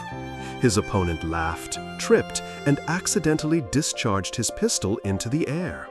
The seconds called it a draw. Both lived, possibly to duel again, possibly to get better wigs. Now zoom out a little, to the political sphere. Hats were symbols of allegiance here too. You might wear a blue cockade to show Tory leanings, or a black ribbon in solidarity with a fallen revolutionary in France. Political satire flourished in pamphlets and in fashion. People would modify hats into shapes that mocked public figures. Think of a top-heavy hat meant to resemble a certain prime minister's giant forehead. Subtle? No. Effective? Absolutely. During elections, voters would sometimes wear colored feathers or hat bands to identify their preferred candidate. Occasionally, fights broke out when someone tried to snatch off or stomp a rival's hat.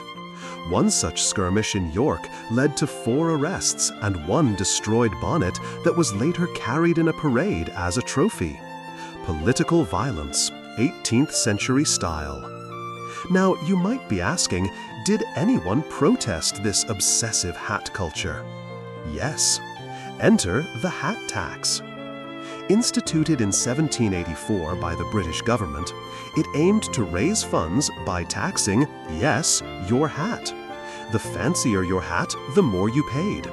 Sellers had to buy special licenses, and hats bore tax stamps like modern cigarettes or booze.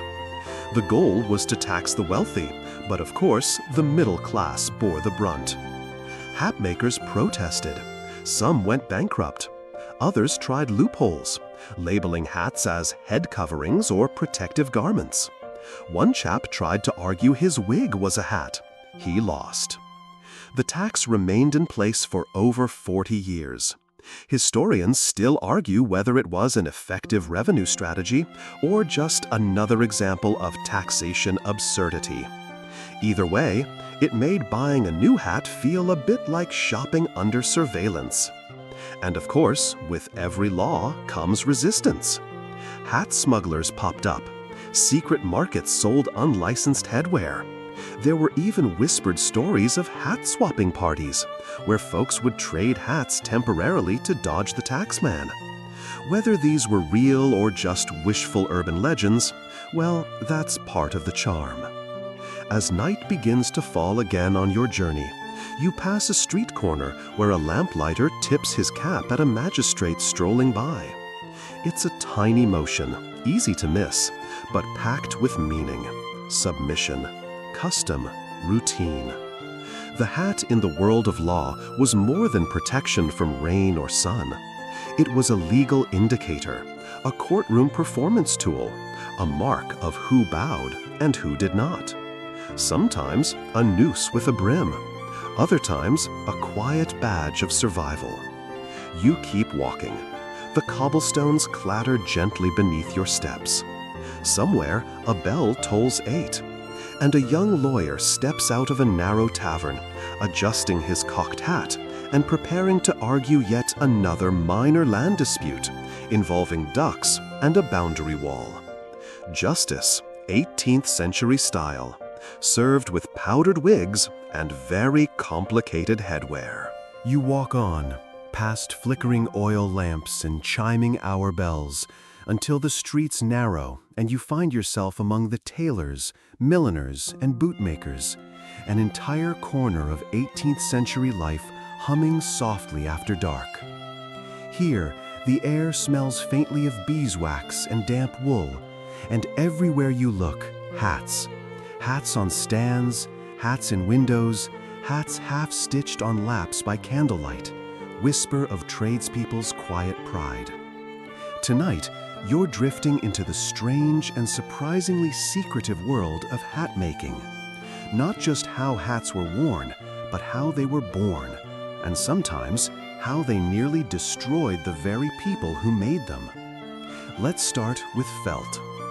Felt was the foundation of most 18th century hats, and felt, in turn, was often made from beaver fur. That meant that the rise of hat fashion coincided with the near decimation of the beaver population in Europe. So what did Europeans do when local beavers ran out? They turned their gaze west, toward North America. Suddenly, beaver pelts were gold. Trappers, traders, and colonists swarmed across rivers and forests in pursuit of the humble rodent. And why?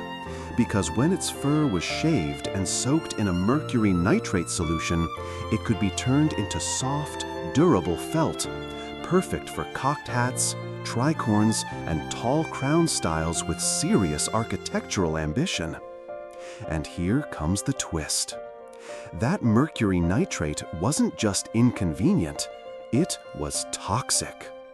Milliners and hatters who worked long hours inhaling mercury fumes often developed tremors, hallucinations, and paranoia. Their speech slurred, their hands shook, and their personalities shifted. The condition was so common it earned a grim nickname, Hatter's Shakes, or more famously, Mad Hatter Syndrome. And yes, it really did help inspire Lewis Carroll's later creation of the Mad Hatter character. Though he was writing in the 19th century, the madness was already legendary by then.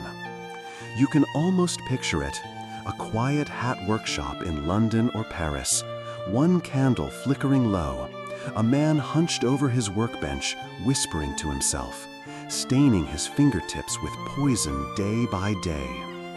Historians still argue whether they knew what was happening. Some say the symptoms were widely observed but misunderstood.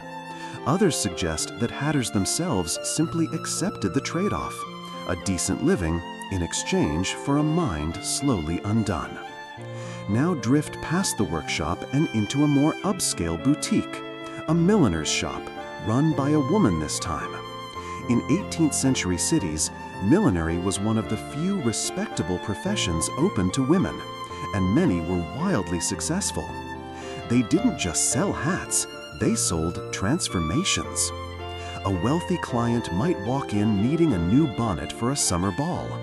The milliner would recommend a combination of imported silk, dyed feathers, perhaps even a bit of lace from Brussels, plus starch, pins, and a secret technique involving whale baleen to keep the brim suspended like a delicate parasol. You weren't just buying a hat, you were buying status, personality, even a mood. And if you were famous enough, your hats made headlines. Queen Marie Antoinette, for example, was known for headwear that looked like small architectural projects. One of her most infamous hats featured a miniature ship in full sail, perched on top of her elaborate powdered wig. Another sported a vegetable garden theme, complete with silk carrots and stuffed birds. Caricaturists had a field day. One drawing from 1776 showed a lady trying to enter a carriage, but her hat was too wide to fit. The footman tried to fold it in, like canvas on a boat. But not all hat statements were laughable. Some were quietly revolutionary. In France, during the years leading to the Revolution, headwear became deeply political. Wearing the Phrygian cap, a red, soft hat with a drooping point, signaled support for liberty and equality. You'd see artisans, bakers, even soldiers adopting the cap, which evoked ancient Roman freed slaves. It was banned in some places, tolerated in others, and eventually adopted as an official symbol by the revolutionaries. In Britain, too, hats whispered rebellion. Working-class radicals might alter their hats subtly, pinning a radical pamphlet page into the lining, for example, or twisting a cockade to reflect sympathy with Irish independence. These quiet signals could pass unnoticed by most, but to those in the know, your hat became a declaration. Even children joined in. There are reports of young boys using scraps of ribbon or painted stones to make pretend cockades, mimicking older brothers or fathers involved in protests. One magistrate reportedly scolded a child in 1792 for wearing a hat with French sympathies. The boy, 5 years old, said his dog liked it. Not all hat meanings were so noble. You reach a darker alley, one frequented by gamblers, spies, and thieves, and here hats became camouflage. A brim lowered just so could obscure your identity. A wig stuffed under a broad hat might let you pass for someone of higher class. And if you needed to vanish, drop the hat, lose the wig, duck into the shadows. One particularly skilled thief, known only as Sweet Tom, was infamous for his hat swap trick. He'd bump into a gentleman, exchange pleasantries, and during the brief confusion, switch hats. Inside the stolen hat, letters, currency, sometimes keys. Tom was never caught. Rumor has it he eventually retired and opened a glove shop. And then, because the 18th century never runs out of peculiarities, there's the mourning hat. If you lost a loved one, your headwear had to reflect it. Men wore black bands, women wore dull bonnets, often trimmed with jet beads or deep lace veils. But there were rules, strict ones. Mourning lasted a set number of months, depending on your relation to the deceased.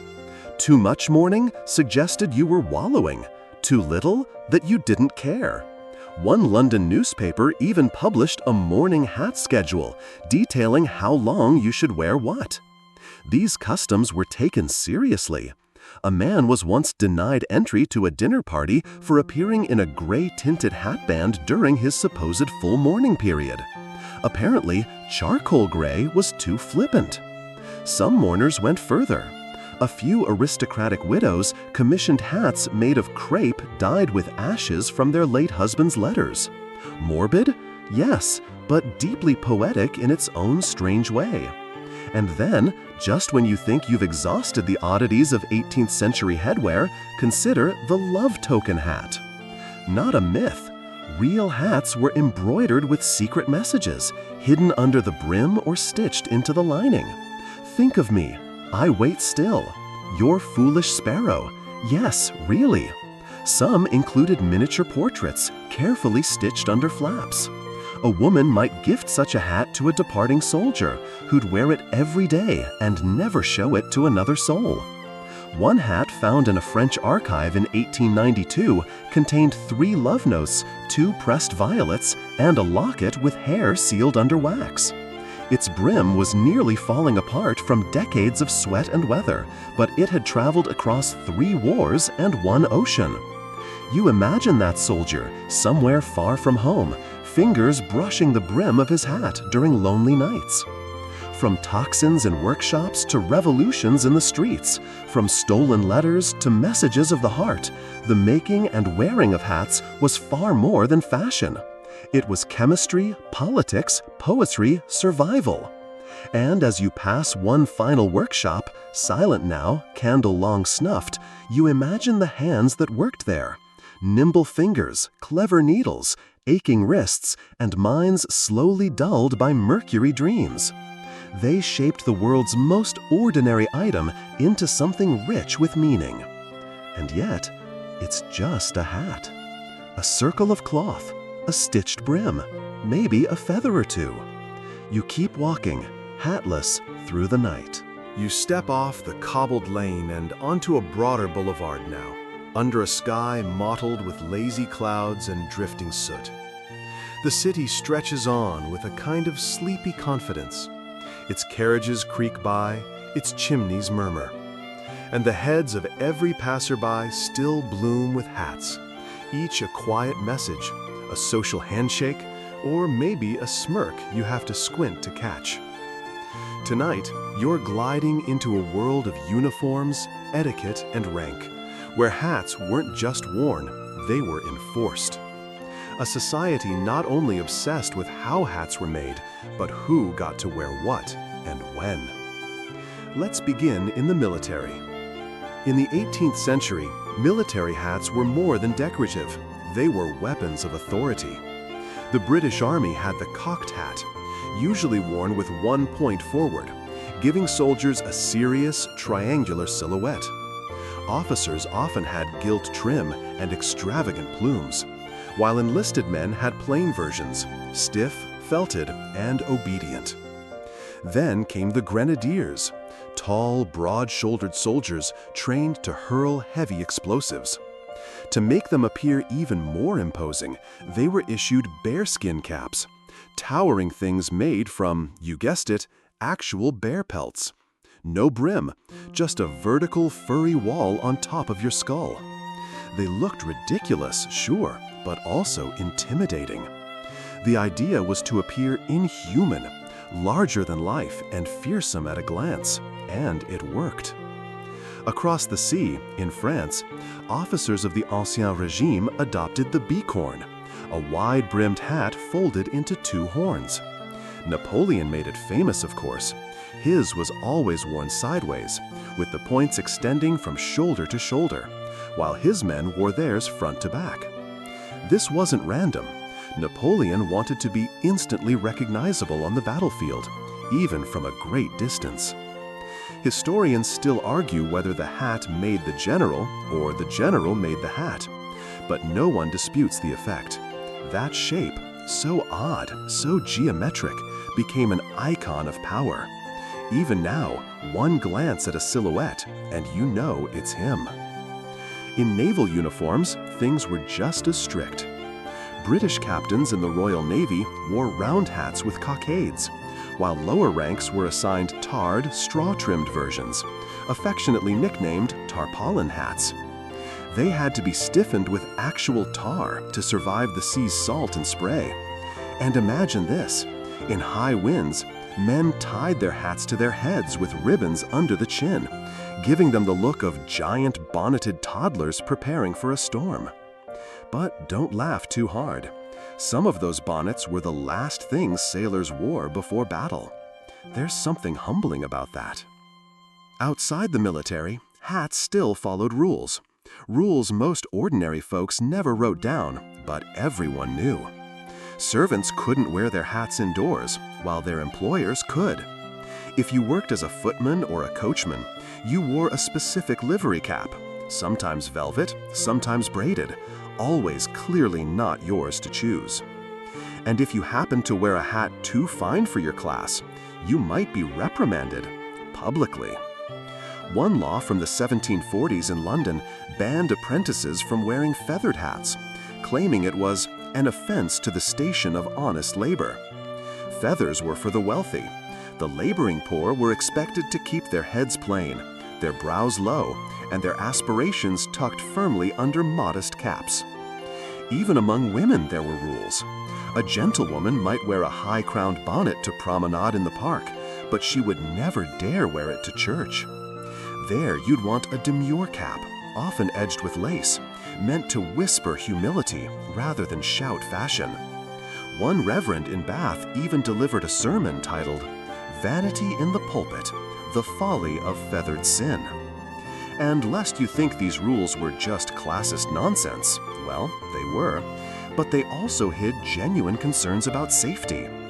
In crowded theaters and public gatherings, massive hats blocked the view, sometimes even caught fire from candles and oil lamps. One opera house posted signs reading, "Ladies must remove plume hats. Management not liable for scorched feathers." Yet fashion rarely listens to logic.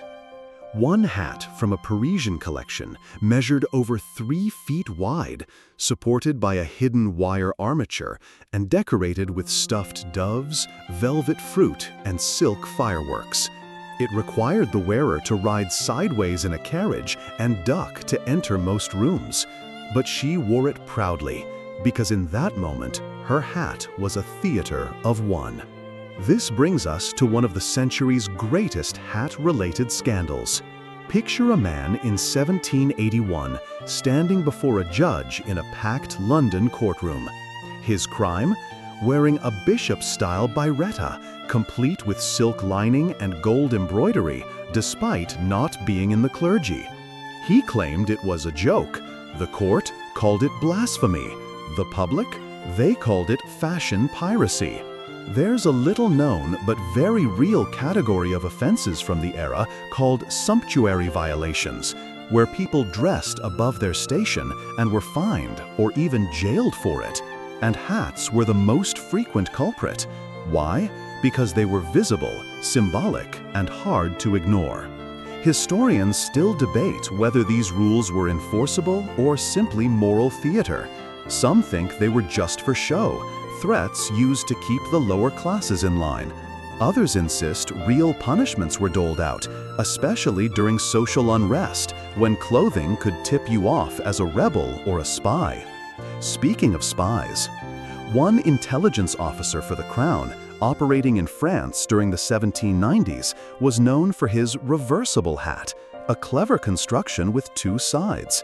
One side plain and black, the other red with a tricolor cockade.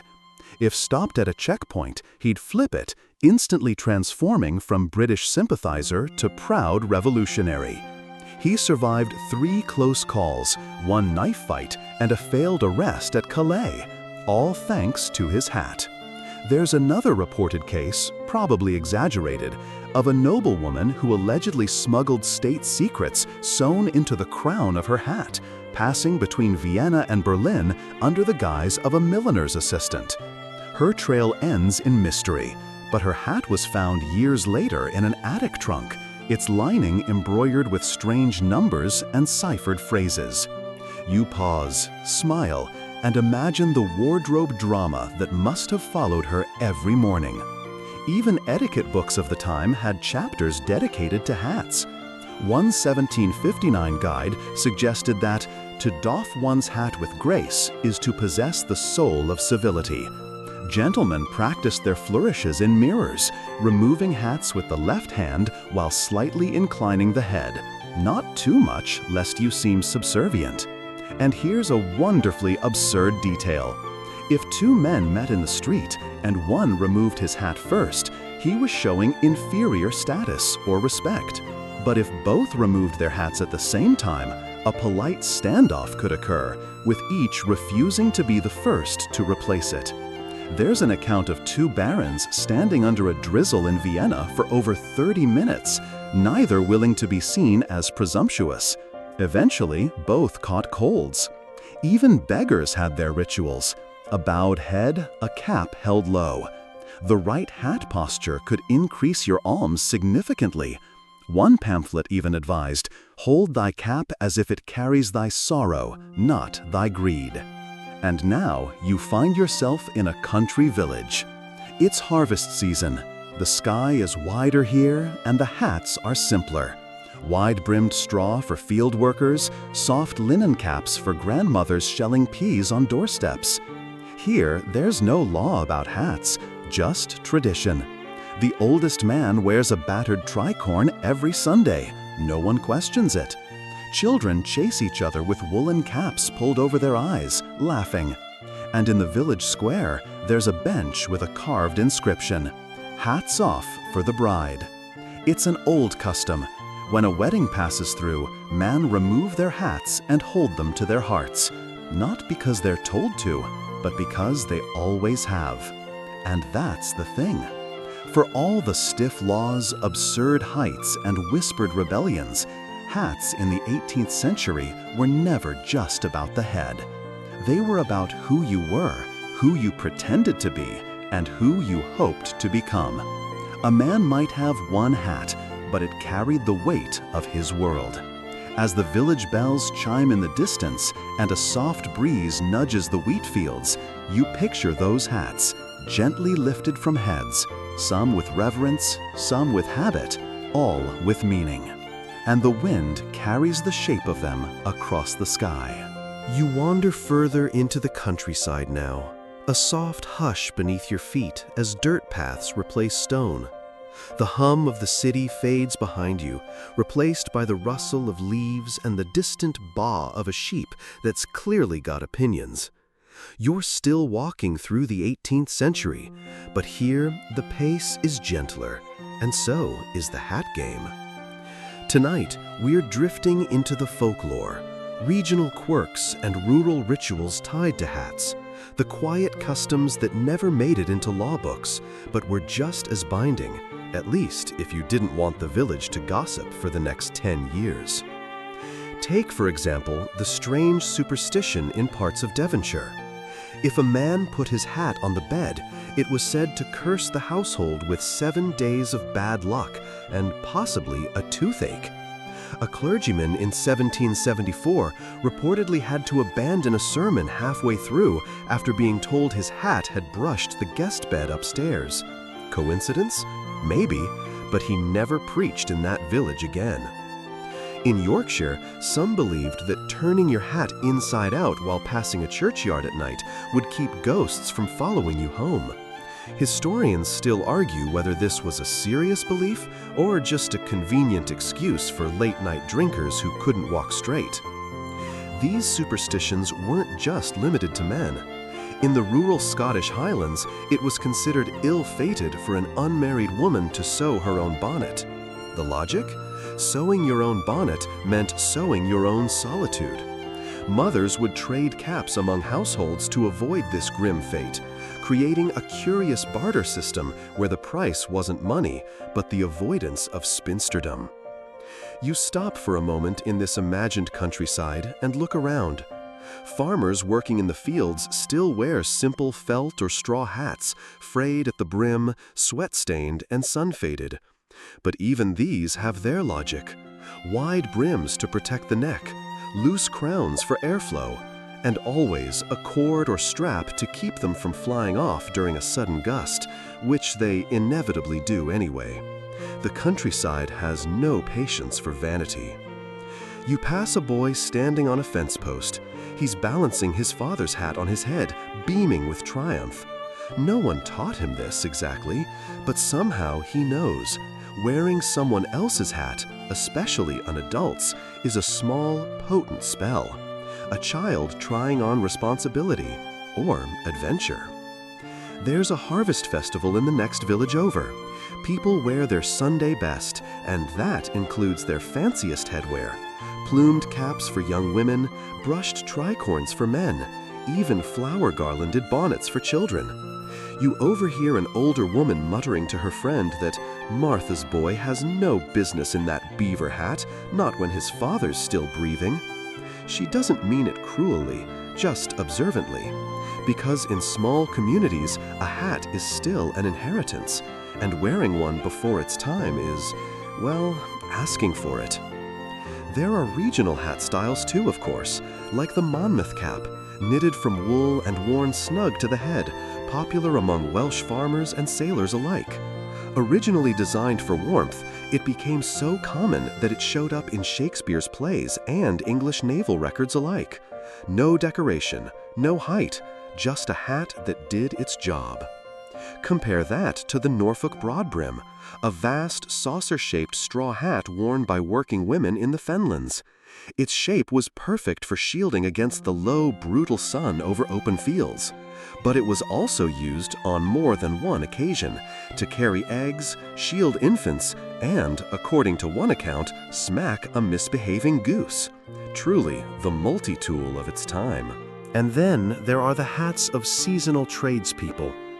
You meet a traveling chimney sweep who wears a flattened cap of soot-black leather, the crown stiff with grease. He tells you it's unlucky to clean a flue without your smoke crown, not because it protects you, it doesn't, but because the last sweep who forgot his fell in, or so the story goes. You find a tinker next. He's repairing tin pots and pans under a hawthorn tree. His hat is stitched together from 3 different fabrics, likely stolen from old coats. When you ask him why, he smiles and says, "A patchwork crown for a patchwork trade." He pauses. Besides, no one robs a madman in rags. You laugh. You're not sure if he's joking. In Cornwall, fishermen believed that touching your hat to the sea before launching your boat would bring better luck with the catch. Some even tied bits of fishbone or salt-stained cloth to their brims, turning the hat itself into a kind of sea talisman. One sailor was buried with his favorite cap, stitched shut so the tide wouldn't steal it. Historians still debate whether this belief was ancient paganism, lingering superstition, or just a weird habit born of too much salt air and not enough fish. Whatever the cause, the hats mattered. Children had their customs too. In parts of rural Ireland, young boys competed to see who could stack the most caps on one head, a contest often ending in laughter and at least one child tripping face first into a peat bog. Meanwhile, girls would decorate their bonnets with seasonal flowers, daisies in spring, heather in fall. A bonnet with wilting blooms was said to reflect a wilting heart, which is tragically poetic for someone who's only 7. And in remote alpine villages, there's evidence of hat codes during courtship.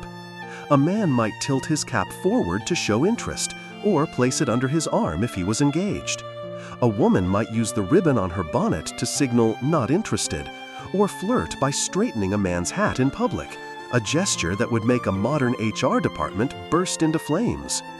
Of course, not everyone followed the customs. Some rebelled. A weaver's daughter in 1783 was fined for wearing a gentlewoman's riding hat in church. Her defense? "I just liked how it felt." And really, who could argue with that? Even animals weren't safe from hats. On May Day, in some villages, the town goat was crowned with a paper crown, or in one case, an actual embroidered bonnet stolen from the mayor's wife. It made the rounds in the local paper as the goat that mocked society. And yes, she demanded it back. But maybe the most touching rural custom was the mourning cap, a simple black-laced hat worn by widows and bereaved mothers. It wasn't flashy, it wasn't fashionable, but everyone recognized it. No one dared speak ill of someone in mourning lace. They were given space on the road, silence in church, and kindness at the market. You imagine an old woman slipping it on with trembling hands, not to make a statement, but to remind the world, "I've lost someone. Be gentle." And the world, surprisingly, often was. As you walk past a mossy stone wall and a crooked wooden gate, you begin to notice that in the countryside, hats weren't worn out of vanity, not really. They were worn out of need, ritual, and respect. They were tools, tokens, shields, statements, and sometimes just shade. There's a tree ahead. Beneath it, a shepherd snoozes, his floppy hat pulled low over his eyes, sheep gathered like clouds around him. The sun is soft now. You step quietly past, not wanting to wake him. His dreams, you suspect, are peaceful ones. And you realize, after all this talk of etiquette and uniform and rebellion, sometimes the best hat is just the one that lets you rest. You drift now through the final hours of your 18th century stroll, the sun dipping behind imagined hedgerows as a chill stirs the air. You pull your collar a little tighter, your imaginary hat sitting lightly on your head, whatever shape you've chosen for it by now. Maybe something humble, maybe something hilariously tall and feathered, no judgment. We followed hats across battlefields, salons, gardens, and jails. But here, in the twilight of our tale, you reach the edge of the century, where powdered wigs are falling out of fashion, revolutions are turning social order inside out, and hats, well, hats are shifting too. They always do. In Paris, after the French Revolution, wearing aristocratic headwear could get you in real trouble. The tall, plumed hats of the Ancien Régime, those symbols of powdered leisure, were swapped out for Republican bonnets, simple, often red, tied tightly to the head. They were called bonnets rouge, and they carried a quiet defiance. You see a young girl selling violets at a street corner, wearing one slightly askew. She tucks the flower money into her boot, not her hat. Times have changed. Back in England, hats are becoming less theatrical, more practical. The industrial age is rumbling to life, and the headgear of progress is simpler, darker, and stronger. The top hat, for instance, starts creeping in around the 1790s, not the tall stovepipe version yet, but the early model, cylindrical, felted, and suspiciously like something out of a magician's pocket. It's a strange design at first. Some people laugh, calling it a stovepipe or an egg carton, but by the early 19th century, it will dominate the silhouette of the city gentleman. Historians still argue whether its popularity had more to do with its shape, its association with wealth, or its sheer stubborn refusal to flop in the wind. Meanwhile, in rural areas, the old styles linger longer. But even there, you start to see the shift. A cobbler in Derby stops wearing his grandfather's floppy felt cap and dons a low-crowned hat with a narrow brim, perfect for ducking into cramped workshops. In port towns, sailors begin favoring short-brimmed caps that won't blow off mid-rigging. Functionality is winning. But not everywhere. In Naples, the aristocracy clings to flamboyant feathered designs well into the 1790s, even as their estates fall into ruin. There's a famous painting of a duchess sipping tea in a crumbling villa, wearing a hat so tall it allegedly housed a sparrow for 3 weeks. Probably an exaggeration. Probably. Closer to home, even the military is changing hats again.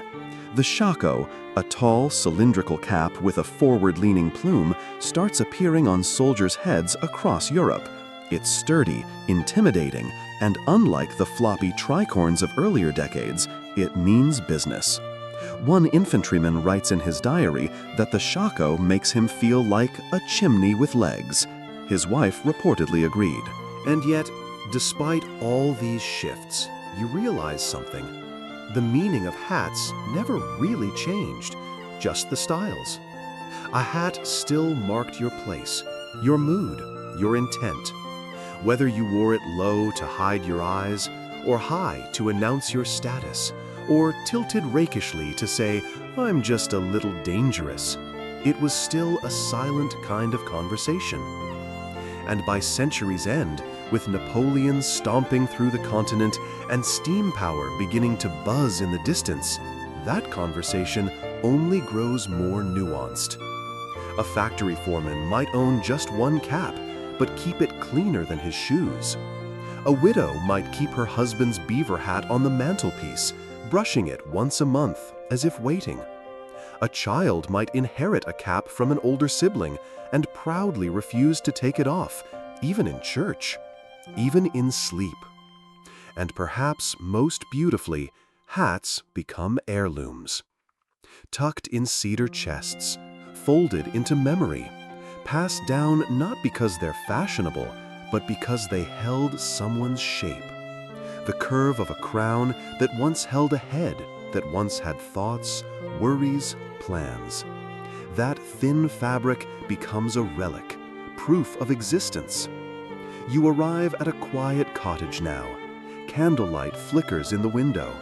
You imagine someone inside, perhaps a seamstress, perhaps a retired soldier, sitting with a familiar hat in their lap, fingers slowly smoothing the creases. Not to repair it, just to remember. Because that's what hats carry. Not just style or social signals, but the weight of small lives lived earnestly. The work done, the losses survived, the jokes laughed a little too hard. And as the century closes, and fashions fade, and wars reshape nations, hats remain. Bent, mended, faded, but still proudly worn. So here you are now, standing at the end of a quiet lane, the 18th century behind you like a slowly closing book. You reach up, remove your imaginary hat, and give the world a tiny theatrical bow. Not because it's required, but because, after all this, you finally understand why it once was. And now, as we leave those dusty roads and candlelit parlors behind, your steps begin to soften, slower, quieter, until they dissolve entirely into stillness. The flicker of torches fades, the murmur of powdered gossip drifts into silence, and the towering wigs and feathered caps dissolve into the velvet shadows of sleep. The night is deep now, and everything holds its breath. Even the tricorns and bonnets seem to rest in their boxes, no longer symbols or statements, just quiet things, folded gently, waiting for morning. You've followed a long, peculiar journey, from absurd rules to sacred customs, from powdered extravagance to homespun straw. And maybe now, as your head sinks into the pillow, you feel just a little lighter, as if you've set down a burden you didn't know you were carrying, or maybe just a hat. So breathe in and let it go. Feel the hush settle in your chest, like the last creak of a carriage disappearing down a cobbled street. The world spins quietly now, and you are perfectly still within it. Somewhere in your imagination, a hat sits on a windowsill, catching moonlight. It waits, but not for anything urgent, just for rest, like you. Good night, friend, and sweet dreams.